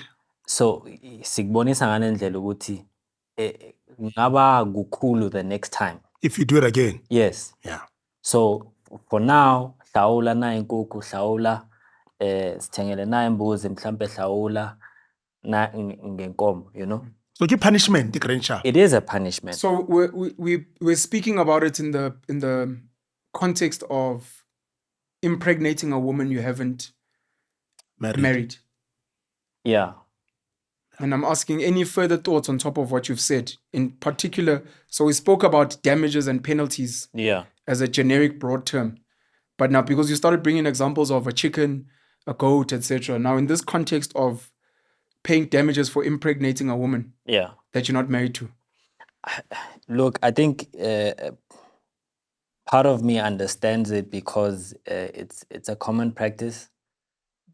Because I would think that indlela esibuka ngayo impilo zethu, we look at the man to be the person who will provide, right? The means to Yeah.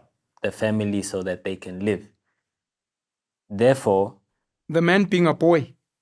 The boy you impregnated your daughter. Exactly. No, I'm just Then- asking. Yes, In that context, okay. Inhlawulo then also comes in to say, because you have now impregnated this person, you have ceased to be a boy.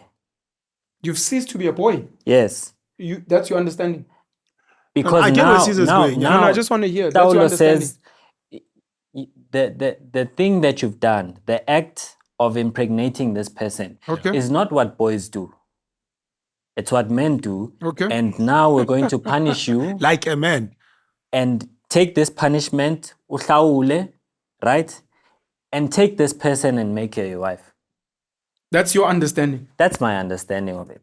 Is to say, ungene emzini, ungabikanga, wangasho ukuthi uhlose ukwenzani ngalo muntu. Sakwazi. You've done what you've done. You've impregnated her outside of our perimeters as a family. Now she's pregnant and she's carrying your child. This is not what a boy would do. This is what a man is capable of doing. So now you need to rise up to the occasion of being a man and take the responsibility of making this person your wife. Because Inhlawulo, also in my understanding, is that it's you saying to the family as a sign of paying this punishment to say, I am going to now take, or rather embark on this journey of taking. Ukhokha deposit.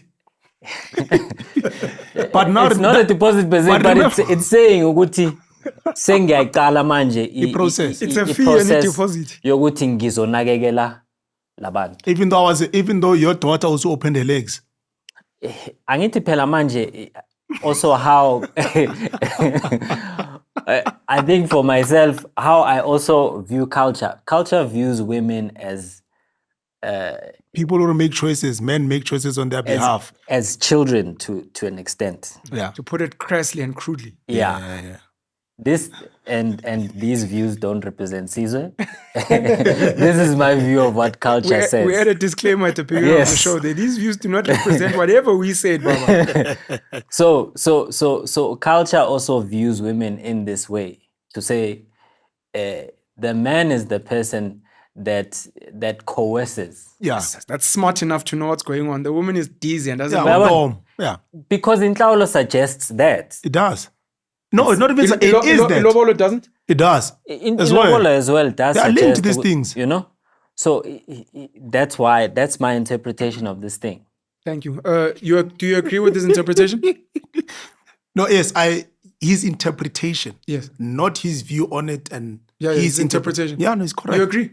Yeah. There's a part I don't agree with. So Okay. the first part I don't agree with is the part on you are doing the act of a man, Yeah. therefore you'll be punished as a man. I think Inhlawulo is very much a punishment for a boy. You are doing dumb boyish things and we'll punish you. And the people that pay the fine are the parents. Yeah. Maybe I didn't phrase it right. What I'm saying is the punishment says you're a boy. Yeah. And the thing that you've done Yes. is a thing that must be done by men. Therefore, Therefore, you must be Therefore, punished for take being this in an punishment for acting like a okay, man that okay. you're not. act. Yeah, no. okay. No, that's fine. But it's it's your parents that get fined. Yes, no, Sure. for sure. Culturally. So it wouldn't be you, which would mean that your father would probably moor you when you get home because there's something he's had to lose Yeah. tangibly. Yeah. And then number two, also just the shame and the disrespect It that brings you to the brought. family. The other, okay, that's the one part. The other part I don't agree with was the part about the deposit. I don't think Inhlawulo is the beginning or any type of insinuation That you want to marry. that you will do the right thing. But that is the evolution of Inhlawulo. No. I need interpretation. Oh, okay. Right? So I'm disagreeing on interpretation. Yeah. Okay. My understanding is it's literally just a penalty. If when the conversation is being had on we are about to penalize you, and this boy is like, I'm going to take responsibility and accountability, I would like to do the right thing. I believe the penalty gets put aside. I believe it gets put aside. It's like, okay, let's do the right thing. First. we'll apologize to their ancestors and say, "Vele, this boy was planning to." But if you're not planning to, we just penalize. I don't think we penalize and say, "Okay, we'll wait for you to come and do the right thing." That is my interpretation. If you are planning to marry this girl, if you are planning to, I think the conversation changes completely. You have still done something wrong. There may be some type of penalty, etc., but it's very different. And now, when you break down Inhlawulo, that is being paid in money today, but back then people would debate. It could be Inkuku, which people wouldn't speak about today, but they'll speak about Imbuzi, a goat which gets slaughtered to cleanse the girl's family of the shame and like the sin that the girl has brought onto the home. She has brought the shame, but it is the boy that is being fined. The one conversation I never hear being said, which I can only imagine probably happened, is the punishment of the girl. And I could imagine back then, fathers, if not the mothers, would whip this girl. What were you doing? You have embarrassed and shamed our family, and now you're no longer a pure girl. Now people know in the streets that we've got some half a hoochie here in this posy. That is not how we raised you.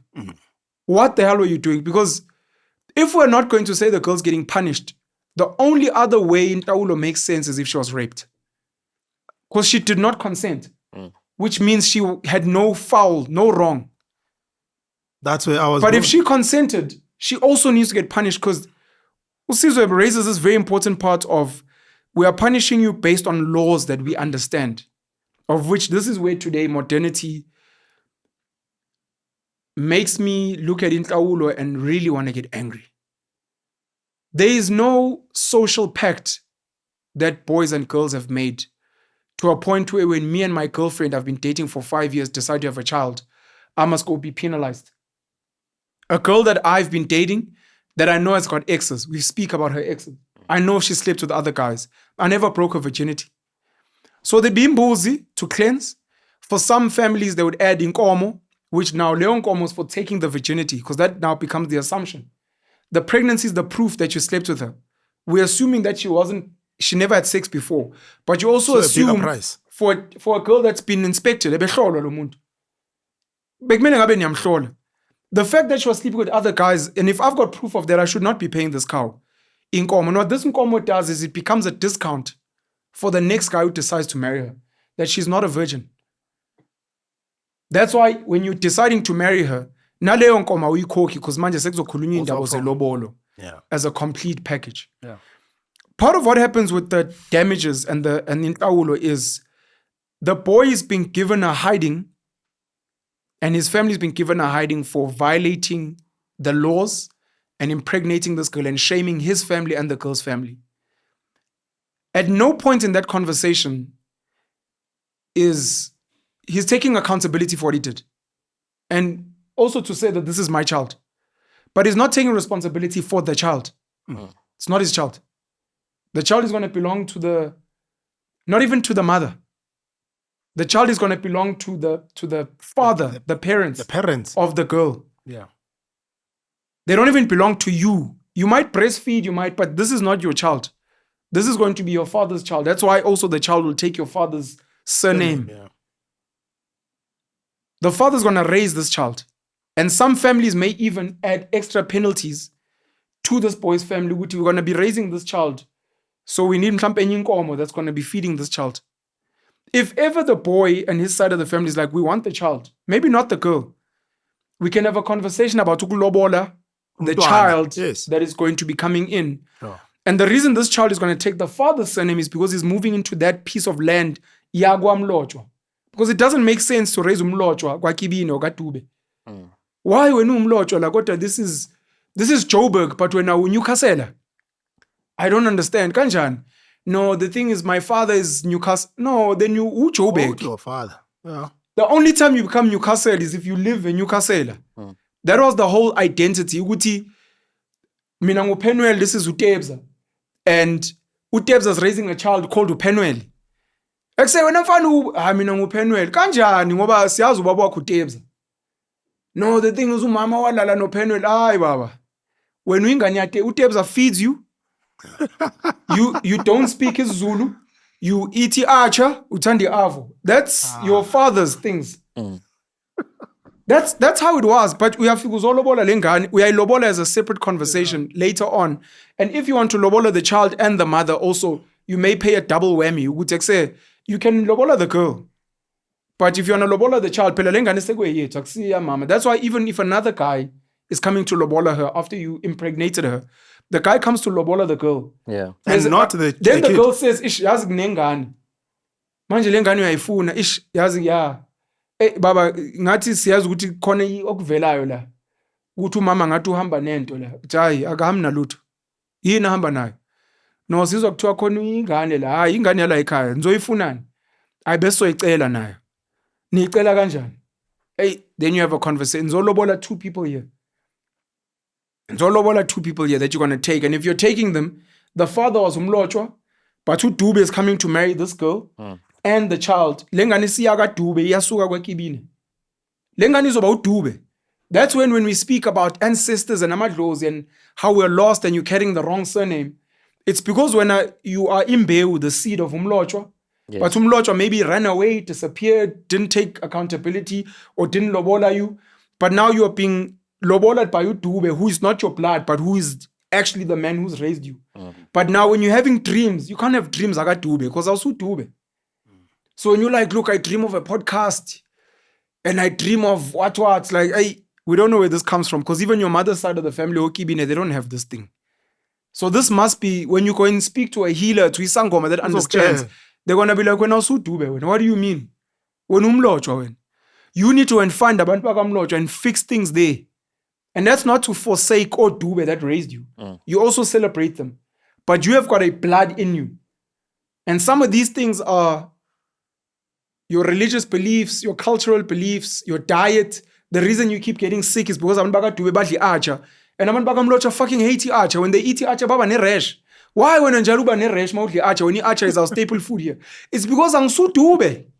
Umlotshwa thina sidli lamb chops. We eat lamb chops. When I eat lamb chops, to know what Dube, we can't afford lamb chops because it's expensive. We eat archer. So unfortunately, and you're like, but I get a rash every time. The diet. We must really tell the audience what's going on with these examples of arch and avocado. And snook fish. Why njalo mawudli snook fish when we are shanza? It's because no, my father would eat, oxtail and lamb chops. He's not used to snook and avocado umlotshwa. Umlotshwa yini kona lokho? Snook, yini snook? Inyama yembuzi, inyama yengulube. Yini kona lokho? You can look at it from, let's say, ZCC, kosher, halal. Yeah. The child is getting sick. Their bloodline has never eaten this thing. But you went to go and adopt a Muslim child and you're pumping them with bacon and ham and namarashen, namavian. And the child keeps getting sick and the doctor's like, no, I'm not sure they have food allergies. It's deeper than food allergies. They are a real family where they came from. And this is something to do with just African history. A lot of the reasons we're sick is because our diet is not in line with our ancestral lineage. Yeah, what used to chow? Mina ngiyagula because angidli arch. Ambiyodli arch, babudli avo. That's actually what you're meant to be chowing. The reason ugula is because uthanda amabheka. Amabheka are not in your blood. Omlotshwa abazi udlani manje nomfana. You know what you're saying is so true from just a food perspective. If you look at Lintwana Zano, these kids that are raised by modern urban parents, those kids on chow masonja, mauntwana, they get sick, man. They don't want these things.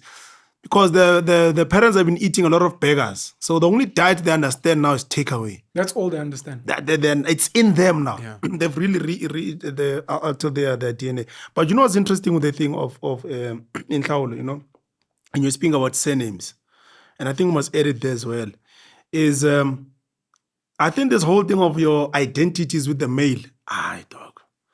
That you must really look into it as well when you speak about this thing. There is no way you are saying, lo muntu lona 30 years as umlotshwa. And then just that one day, they go to Keebine and they are dead. So what happens to this 30 years of their existence? And the child that they're going to bear. So you tell him and that kid. And the DNA in them. Never mind just the environment. We need to cancel that. We need to cancel that nonsense. And that's you're tall, you're big, hey, You can't play basketball because here we play angaz, whatever pub sport for short people. Come on, man. To when there's something wrong with you. Baba. Ngal in that other culture, in fact, you'd be a god. We need to stop that You'd thing. be King James. There's no this thing No, of factual, no, we don't do this thing. Oi. It's against our culture. you must stop that nonsense.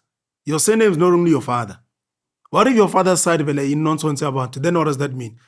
So when I become nonsense. boss, we need to stop that. That's why for me, sometimes I really believe in this thing of double barrel some surnames. Sometimes I'm fluid, but you cannot erase someone's identity. Because the child that comes out of there between the two of you, it's not only Keebine. It's impossible. Yeah. They are even the mother side of the family. So this thing of you must only do span for the father side, is rubbish. We need to have a conversation. No, science or DNA proves us otherwise either way. So it's easy to prove. Good no, Marwana le temple comes from your mother's side. There's nothing you can do. It's just a fact. The child is like that. So that's another convo we really need to have. You are not only your father's side, and I even think sometimes your mother's side is even stronger, because those are the things that you look at Tutangot as an example. So on the mother's side, Otantata, okay, wealthiest man in Africa, the grandfather.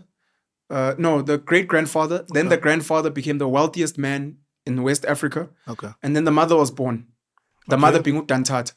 Utangote's father, Utangote, was a politician and a businessman. But the heavy, and the reason why he's so wealthy today, being the wealthiest man in West Africa and in Africa, and the wealthiest black man, is because of this mother's side. And the people who groomed him into business was his uncle, his maternal, his mother's brother. Yeah. So that really need to stop. You're considering double barrel for your kids? Yeah.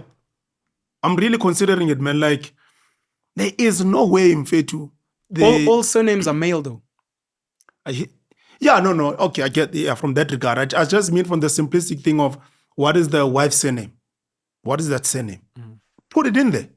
There is I wish we could go back to names and the child takes your name and the wife's name or the mother's name. Yeah. That is more identity than the surname, which could be her father's surname. It might not even be her father's surname as well. It could be her mother's father's surname. Might not be his surname as well. How does he know? It could be an adopted surname. Yeah. The whole lineage of Dube is not even commemorating. If you get what I'm saying. But yeah, you wanna own the mother's side of things. You have to. So in Inhlawulo, we spoke about iLobolo applying to people that live that life. Yeah. So the people that live that life, we say they can still retain Inhlawulo. And then for us, more modern township, suburban folk. No. Why are you retaining that thing? The girl knew what she was doing. I mean, the only way I agree with modern people, we've spoken about the people that must do it, the cultural, but the modern people, there is no need to do it. Absolutely no need. I'm being punished for a girl that started having sex at 16. Come on. She even she even broke my virginity, man. By the time you guys get to 25, 9 years later, she's been with 5 guys. She's been on contraceptives. She's taken morning afters. She may have had an abortion or 2. And now you're being punished. And to what Sizwe was saying, you're being punished for laws. What laws? And we didn't agree in the first place. What laws have you broken? What laws has she broken? Yeah. Has she been living those laws up until that point? 0. Can you prove that she hasn't been living those laws so that when you get to that sit down for Inhlawulo, you're like a court of law. These are the reasons why I believe I shouldn't be penalized. Because if you believe your daughter or I have brought shame to your family, your daughter's been doing that for years with other men, and it doesn't make sense that I'm being punished for the sins of you knew as parents. Other men. You knew as parents. You see the boyfriend. You were aware. Yeah. You were there chilling with the boyfriend. Boyfriends for over the years. Women will tell you, I want to know the boyfriend. If I don't know the boyfriend, what if my child is rubbish, nonsense? You can't so the parents also need to be held to account. They knew. You knew them from matric. You're condoning a man coming to the house, chilling in the dining room, but by Peggy TV. How fetch? Even first year, second year, you agreeing to it. I come there and put your spanner. I must pay. We don't even have these conversations where your parents will watch The Bold and the Beautiful and Days of Our Lives and Generations with you, and they don't tell you that lentenzi you are wrong. Never. It's because we've been sucked into this life, and then later on you want to speak damages and things. But then why are they bringing that into their home? Why bold ibugwa endlini if wrong? Because they're both the parents are modern as well. Because when you speak about modernity, it's not only on the kids. For me, It's it's the a parents problem as well. because now we're blurring lines. Umuntu omdala uzothi kuwena ungabhemi, ebhema yena. What consequences am I going to suffer that you are not suffering? Sure. This is my thing. It's like, These are some of the fights, by the way, that girls have with their moms. A single mother, the daughter falls pregnant. yes. The daughter comes home. The mother's like, this boy must pay damages. The daughter's like, sure, I'll speak to him. This boy must marry you. You're not married. Yeah, but I can explain. You're not going to pressure me to marry this. Oh, Exactly. just because when whatever. You're not married. You can't tell me. Don't tell me. And it becomes a huge fight. I didn't raise you to be like this, but you're not married though. Who raised you to be like the way you are? Hayibo. Now I must fix your mistakes. It's not cool, man. I think about when I was a kid, kwakuthiwa cimeza when a sex scene happens. Or kissing. Or kissing. Like uyiphitlha, ucimeza and kuyiphitlha. Yeah, like Close your eyes. valamehlo. I'm like, there's no need to ask me to close my eyes. Let's not watch these things. The things are nice. But remember, But they're also adult things for them. They're allowed to do that. but not in front of Ingos. I man. No, get not in it. front of Ingos. So as a kid, you're saying the kid shouldn't be allowed to watch. I get it, But but the adults must watch. I'm sitting because they're here. married, they do those things. I get that thing, ne? I'm sitting here. Ngeni bold. Yeah. In an age restriction. And you know what I'm Bold, here. Bold doesn't have an age restriction. It I does. thought it was PG-13. PG, meaning... Yeah, I'm 15. But You must guide me through this guide thing. me as The they're guiding kissing. is close your eyes. When you're married, you can open your By eyes. the time you say close my eyes, I've seen the scene though. Oh, Yeah, but I Once don't Masha- thi- so I think maybe the bold and the kissing is a bad example. But there are more extreme examples. I think the principle there is why would you as a parent, as an intentional parent, expose your kid to things that are against the values you want them to be exactly. raised on? It's Pretty like much. parents who say, kids don't read. It's because you don't read as a parent. The TV is always on because you don't want to parent. Then you're like, oh, hey, Banaba today, they're not reading. Hey, they're not reading. No, you. And these are your banner. Besides you reading, you're also not making them read. Exactly. But you're just complaining. But how can you make a child read if you don't read? No, I understand the example as well. Most parents, if they don't want to parent, they'll like, light TV. You already programming them for the rest of their life. You can't complain as zero for English. You cannot. Or Zulu or whatever language. Because you're not putting them those. You're right, MCs. And it goes just back to parents don't know how to parent. Most kids are just mistakes. Most kids are not planned. Most kids, the parents, it's like let's figure it out. Now, but themselves don't know this thing. So you blame them, don't blame them. Yeah. Is part of the problem we have how long we wait before we consider having children and getting married. We must have kids early. The reason I asked this, Yeah. so I'm going to reference Muslims. So one of the cool things, staunch Muslims can't speak about rubbish Muslims that are whatever. A staunch Muslim guy, they don't date, as far as I know. They don't see girls, oh, that was my girlfriend when I was in. You meet a girl you like at a certain age, you go and speak to her father, or you get your father to speak to her father, and if there's a vibe, then they organize for you guys to get to know each other, meet each other. And the intention from the get is to get married. From the get. There's no, I like her, I think she's cute. From the get, when a Muslim gent is approaching a Muslim woman, it's, I'm approaching you because I want to marry you. That's that. And after I marry you, I'm obviously going to impregnate you. We're not debating, but my career, we know exactly where we're going. They do this very young. The Muslim kids I went to school with, 18, 19, 20, 21, they get married. They don't have the onerous requirements that we've fucked up and created today. Lobola, they don't have all those things. And they still have that family thing. So the families are very involved in what's happening. But what you do when you either start having kids as a girl when you're 17, 18, when you become a father as a gent at 17, 18, when you get married as a gent at 18, 19, you are meant to, ideally, kill any chances of doing anything else thereafter. Versus if you start dating for vibes and for fun at 16, 17, and in your head you're like, I'm probably going to get married at 30 when I have a secure job and I have money. From 16 to 30 is 14 years.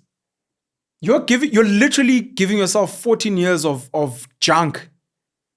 You're going to be fucking everything. You're going to be breaking hearts. Your heart's going to be getting broken. There's going to be pregnancy scares or a child or two.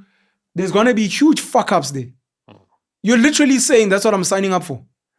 Versus 16, you meet a boy, your parents are like, oh, this boy must marry you. How? I'm 60. Yes. Because if he marries you now, there's going to be no other boys. Hi, mom, I'm too young. You're too young to get married, but you're young enough, you're good enough to jolla and have sex. No. We're starting bullshit. That's not what we're about. So I don't know if that's part of the problem, that we wait for some of these things for so long. And also the other problem is the platforms for freedom. What? The platforms for freedom. You'd like your daughter, specifically the daughter, you'd like her to, at school level, she doesn't go to boarding school. She goes to school, she comes home. Or you pick her up footing here, she can't breathe. Tertiary, you go drop her off at campus or she catches transport. As soon as lectures are done, she comes home. There's no chillas, RS, fresh as bash. No, my friends are going out. What's that? What platform is that? For what? So if we're not watching garbage at home, they're exposed to umjolo and kissing and, oh my gosh, he took me to his place. So maybe part of the problem is we've created spaces for freedom. And maybe we need to remove that freedom. And if ever there's going to be potential for umjolo or finding partners, it must be in organized spaces of that, where the parents are hosting a party, where single kids are going to be meeting each other, and the parents are also going to be like, hey, that boy looks nice. You know, I met his parents. Oh, okay, okay. But we organizing controlled environment of parents that we've also vetted and kids we've vetted. Some churches do that. In the church that Summary goes to, Summary the comedian, is it IPCC, where like 400 people get married over the weekend. Pentecostal. I think it's that. I'm not sure. You find your partner at the church. Sure. It's a must that you outside organized, of the church. Controlled environment. Yeah. Very organized. All of you get married in bulk, but not in bulk, but all get married. Wholesale package. There's one of the funny things I discuss with girls, where a girl will be 30 to 35. And she's like, yo, my mom is asking me about grandkids. And I'm like, you must ask your mother when she says grandkids, Guti, do you want me to have sex? Do you want me to have unprotected sex? I'm not married. And let's hear the answer. And hear how she'll be like, no, that's not right. You're like, so how are you going to get grandkids? You never told me when to start having sex. Are you asking me now to start having unprotected sex and to have a guy ejaculate in me? I just want to make sure, because you're asking for grandkids. So I'm not sure. Because you told me I must get married. I'm not married. So since and you told me to go to school. I've been studying. And you told me to work. I'm working. Now you're saying grandkids. Must I go have sex, mom? Is that what you... Must I go have sex? Unprotected. So you I wonder why... Because we're not having that conversation. Parents don't do that intentionally. Where must it come from? Yeah, man. Ntanam, I'd like you. You're 16. There's boys. You're going to have sex. I'd like you to protection. As an example. What? And then at 20, please start looking. There's like that gap of, let's pretend like we don't know what's going on. And then somewhere, manje, Bazukulu, from where? Where must the Bazukulu come from? People always make the assumption that you'll figure life on your own. And that's very dangerous. That's what the grandparents do. It's dangerous. Yes, yo. Someone's like, they're like, no, they'll figure it out. Nah. In the streets, they're going to figure out depression and morning afters and all types of garbage. Yes. Shit. Anyways. Well, now you've got at 2 o'clock. We need to 2:30. Lomchita. As long as you've got at 2:30. It's 3. I've got one more question here. Or 2 more. This guy's confusing me. I thought I'm not going to hit for long. Before we shut it down. I'm going to go get another card. Card off? Card. Are we out? No, we're not. We need to bring it. Are we going to take long? We can wrap it up. Ge. Let me tell you. Oh, for 23 minutes. That's fine. 23 minutes, fine. Sure. We have to wrap it up. My question for you guys is, 6 minutes. ideally, we've Yeah. considered cultural, maybe we've touched on some religious, and then we've spoken about modern living. Yeah. Ideally, if we suggest at African CODESA 2.0, when should young people start having sex? And when should young people start having children? We're speaking about 2024, no? We're in We're in 2024. 2024. Moving forward, yeah. When the family can take care of that kid. The family. Let's start with sex. Yes. The kid must only have sex when they are their family, not them. The guy or the girl, no, that's irrelevant. When the family can take care of whatever child might come from there. So you're linking sex to children. Yes. You cannot So- have sex. so- Because ultimately, So people should only have sex once they're ready to be parents. yes, you must never have sex if you don't want to be a parent. Because what we've seen is that most kids don't have sex, have unprotected sex. They're not going to do a condom. They don't do those things. And you're saying as soon as you have sex, you should be ready to be a parent Yes, because your family support Family. structure's there. exactly. There's no Family. age. No. 14. Nah, that's fine.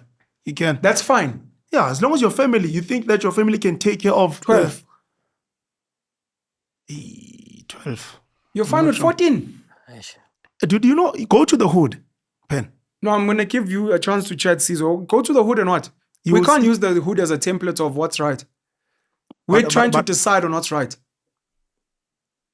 So now we need to speak about maturity, people understanding how society works. What is the I right can't age believe for you that? have no issue with 14. Sizwe, sorry. When do you think is the right age to have sex? When do you think is the right age to have children? And you can also split it by gender if you think Yeah. there should be different ones for the different genders. I think for me, the development in terms of preparing you for sex, and that is by giving you the education of sex, should coincide with the age. So How long do you think sex education takes? I don't know, because I started getting erections when I was like, what, 10? Yes, you're speaking for yourself. Now we have to think about your hot dick at age 10. So what I'm saying is that, Jeez. and then I got probably around age 10, maybe to like age 13. I'm sure it wasn't 10. Maybe you started being conscious of it at 10. I've got lighties, bro. I know that thing gets hard very young. Yeah, that's what I'm saying. Sure, Of sure. But me you're not being, aware of. yeah, of my awareness of the fact that the this is a erection. boner, you know? Was at age 10. Yeah, like age 10, thereabouts. And then you start showing each other pubes, you know, you and other friends. No, I'm telling you these things because no one at home says to you, you are developing as a boy. Debs, are you agreeing with this? Are you agreeing with this? But let me tell you, let me tell you my, Oh, sis, wabambe kumbisana mfethu. Yes, let me see yours. it happened. It happened. You were fascinated. You're a boy. You're getting bonus. You're aware. This is a safe space, sir. Please carry on. You know what I'm saying? So certain. Hashtag no Didi. You, Please carry on. Sir. This is a safe space. You guys are going around showing each other your pubes. I'm not laughing at you. we're small boys. We're developing. Our bodies are changing. No one is talking to you about your body changing. And so you look to your friends and you say, "Hey, Tabo, is this thing happening to you as well? I've got hair here." You know, I'm also waking up with, you know, like semen. Is this Jeez. thing happening to you? Yeah. You know what I mean? Yeah. Then That's going in. No. Alexis has been wanting to speak about this Then- for some time. but we must lay it down, you know? Please And lay it then down. Please lay it down. the boy who's 2 years older than you, who is a bit more exposed to other things, he then introduces a porn book to you. Fuck stars, yeah. You know, yeah. Stars. No, it's stars. You know, he Giving you gives, game. yeah. Then he comes with the porn magazine, ngiyayibuka lento, you know. Then now the sexual education as a strategy of peers who've not been groomed starts happening. Sure. Then you get to a point where some of us as young as 12, 13, 14, we started having sex. For myself, maybe I can say because I came from a very strict home, that then protected me up until I was outside of high school. Then I had my first sexual experience. That's a late bloomer. Correct. But now I think then we must say, at what point do we start educating deliberately and intentionally and being honest about what sex is with young people? So you've spoken about your experience in the status quo. Yes. You know, You gave a benchmark, which is fair. Let's say age 10. And you spoke about children should start having sex after they've had sexual education. Yes. Now, in a perfect world, I'm asking, a boy is 10, he's Yeah. aware now that he's got an erection. I'd like to think I'm assuming that's when the sex education should start. Ideally. It should. How long do you think sex education takes? There are levels. Sure. So the sex education starts at a point where at age 10, it's not to say because you have an erection, you must. you must have the sex. Okay. I feel like then we must be clear in defining what the levels are as you continue to develop as a human being and your sexual being takes form Okay. over the years. So to be honest, I think for myself, a safe area to be realistic is 16. There, So thereabout. from 10 to 16 is 6 years, 5-6 years. Yeah. So the outside of age 16, where we're assuming some level of maturity and understanding, sexual education should take 2, 3 to 5 years, is what you're saying. I think at So let's say a guy who's 16, yeah. who's never had sexual education. You've said that you don't think he should have sex because he doesn't have sex ed. Yeah. So maybe we should educate him for 2 years. And- Would that be much shorter? I think that's why for me I'm saying 16 because I'm looking at the reality of the world we live in. Maybe let me separate the two things. Yeah. So there's a body development, biological development, Yes. and then there's what's called sexual education. Yes. Outside of the body development, of which you're saying maybe there's consciousness of your body at 10, Yes. and maybe you feel like you might be mentally, physically ready at 16 to have sex. Yeah. How long do you think sexual education takes on its own? Just like the core understanding of what this thing is, the consequences, and because I want to separate it from that 10 to 16 thing. Because Intwana might get the education at age 10, park it, and then at 16 starts, which is okay. I'm just Yeah. asking, how long do you think sex ed takes? To be honest, I think I don't have a definitive answer Sure. because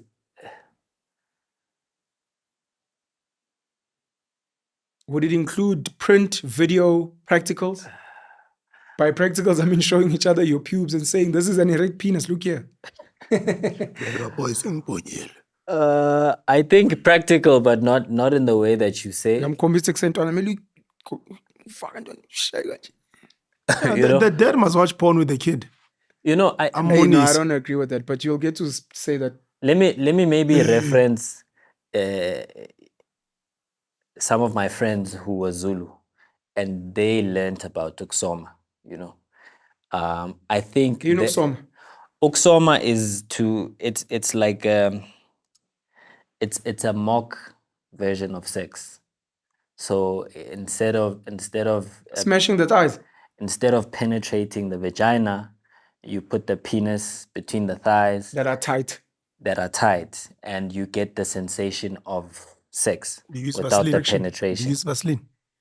I don't know how they lubricate. Oh, There has You to know. be some lubrication. Yes, yes. Yeah. my baby oil. But Trust I Ben. think that then that becomes the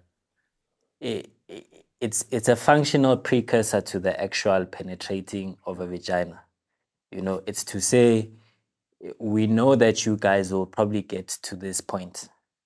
You know, we have trained you, and we want you to be protected from this stage of being parents, because you will get the urges. This is what you do in the event of those urges.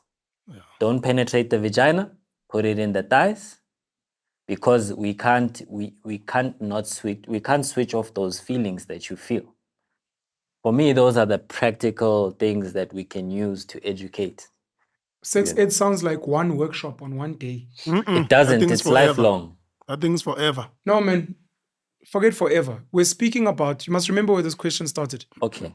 At what age should kids have sex? At what age should kids have children? Yeah. And Sizwe's answer was he believes after people have sexual education, they're ready. And then we spoke about ages, 10 to 16, and he gave an answer of 16. And I was trying to figure out what is sex education at a base. So you find a 16-year-old, he's horny, he wants to have sex, and I'm asking, hey, I fucked up. I was an absent father, etc. My light is 16. He just said to me, Baba, I want to have sex. I'm not sure what to do. And I'm trying to figure out how little time I can invest in getting him ready and prepped. And it sounds like a 1 day, 1 hour workshop where we discuss the penis, we discuss foreskin, we discuss sensations, maybe watch a small porn video, and then I show him uksoma, and mhlampe we use the doll and he tries it out. I'm like, okay, Antwana Amai, you good to go. Ogunyege, we can go over time. The what. Sure. So it's one workshop, 1 day. If As a he's- base, as a if he's- basic. If he's 16, I gotta see the same. Why if it's not? Why not if he's 10? Ah, He won't have sex. He won't have sex, but the But the ed, education. Yeah. that's the why I act. separated. No, not the act. The The education. education. Oh, the education. But I'm So that I Ntwana can be like, my dad told me when I was 10. I think Oh. at 10, it can't be one session. There's to be continuous. I think at 10, there needs to be, things need to be broken down a lot more. Okay. It's like you're going to school every day. They're gonna teach you maths every single day. I don't agree with you guys, but it's okay. But you have hear to what do it guys are saying. continuously, though, Pen. You think one session is enough? What's I your think opinion? so. Yeah. For into an 10? Yeah. Nah. But it's okay. Look, just the basics. This is a vagina. This is a clitoris. These are the sensations of a vagina. This is a penis. This is the shaft. This is the head. Some guys are circumcised, some are not. In Ntwana Mfethu, I think that stuff sticks. I don't think you have to repeat every other day. Ntwana, what is that? A shaft. Okay, konje vagina hii. Why do you think that topic sticks more than the other things? If a kid is APC every day, why do you think that sticks more? Because I think of myself and most of the other guys I've spoken to, our exposure to sexual topics and education from the get, we're in. The nuances, sexual positions and sensations and ukshakanjena and but things like the basics, like what's a wet dream, being horny, what. I think those things can be knocked out in very quickly. Later on, Ntwana can be like, hey, I saw that, Baba, what's anal? And you're like, aye. I don't think those are basics that are needed. Those can come later as a basic. So the 16-year-old light is like, I've got a girlfriend, time I want to break my virginity. What? I think that one workshop, and I think for a 10-year-old, as a basic, you're like, my dad taught me this thing, then he passed away. Yeah. But I'll never forget. Then I went to ask my friends. I was in the streets. This chick was like, you don't know how to muff. Hey, what's that? You learn. But the basics of what sex is and the consequences and the diseases. Timer hit me with that vibe. Fast. And we were good to go. Okay. I'd like you to unpack why you think fathers should watch porn with their sons. I've also got issues with porn, which I'll raise after. No, I think something that is close to it. So it may not be porn, it could be a doll. Something that is close to the real thing. I think of you just telling someone and we're just chilling. I don't think it's not enough for me. They need to see something that is A video. a video. People having sex. Yeah, or Kiyompopi. This is how you do this thing. I mustn't be obvious. I'm not saying I must be in the room and my son must take out his 4-5 and shambok the doll. I'm not saying that. But I need to show you physically, or you must watch something. Together. Yeah, together. Demonstration. You also agree with this? What? Let's not say porn. Porn is a loaded word. Yeah. Do you believe that a father should expose their child to a video of what sex is? Yes. And maybe watch it with him and maybe even explain certain things to him? Because the other thing you could do as a time is you can send a link or a video and be like, Ntwana, watch this. If you have any questions, send me a text. No, I think Oh, we can watch this together. I think it'll probably land in a much more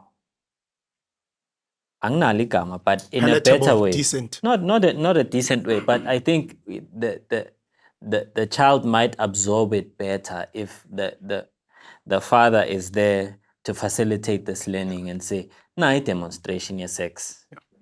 Via video. It could be video, it could be a practical. Here's maybe an appendage of a penis, an appendage of a vagina. These things zisebenza kanje. Umfana lale. But you're not talking about that. No, I'm saying anything that is practical. But you're Yeah. not talking about taking like a model penis and a vagina, be like we kanje. You're talking Yes, about watching people having sex. Yes, and I said Mpopi.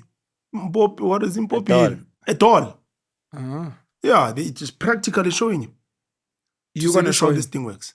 No, I'm not gonna tell you. What's gonna happen with the doll? What's gonna happen with the doll? Okay. I'm not understanding the doll. I think that was a bad example. No, the doll thing as well. Who's gonna demonstrate on the doll? No, if you've got two. If you've got two. The male. Little and the dolls. female. But you'll decide the size, man, depends on weight of the doll. No, I'm asking practical questions, right? I've got a 14-year-old Lighty. So when you say doll, I'm trying to think in my head, must I get a blow-up doll? If I get the blow-up doll, who's smashing the doll? Yeah, or If you- it's not and it's Barbie and Ken, what the fuck are they Or doing? you get the thing here, the you know there's those in poppies, there's like buttocks and it's like there's a vagina in there. And there's a thing with the male and you show them. You put it in here. Just that obviously there won't be You the take a top parts dildo and a... thing and you hoy. Oh, so much work. You know, you have No, to I think Penzo, I think the porn video is much easier. Oh, But you must much easier. understand, we're speaking for like ordinary guys that are not going to go buy a dildo and a thing to show their sons. So porn video might be better. Yeah. But So- make sure uponyele, but now you must make sure now as a father. What's wrong with Uponyelo? Ish. Is porn like the, for lack of a better word, is it how people normally have sex? No, you get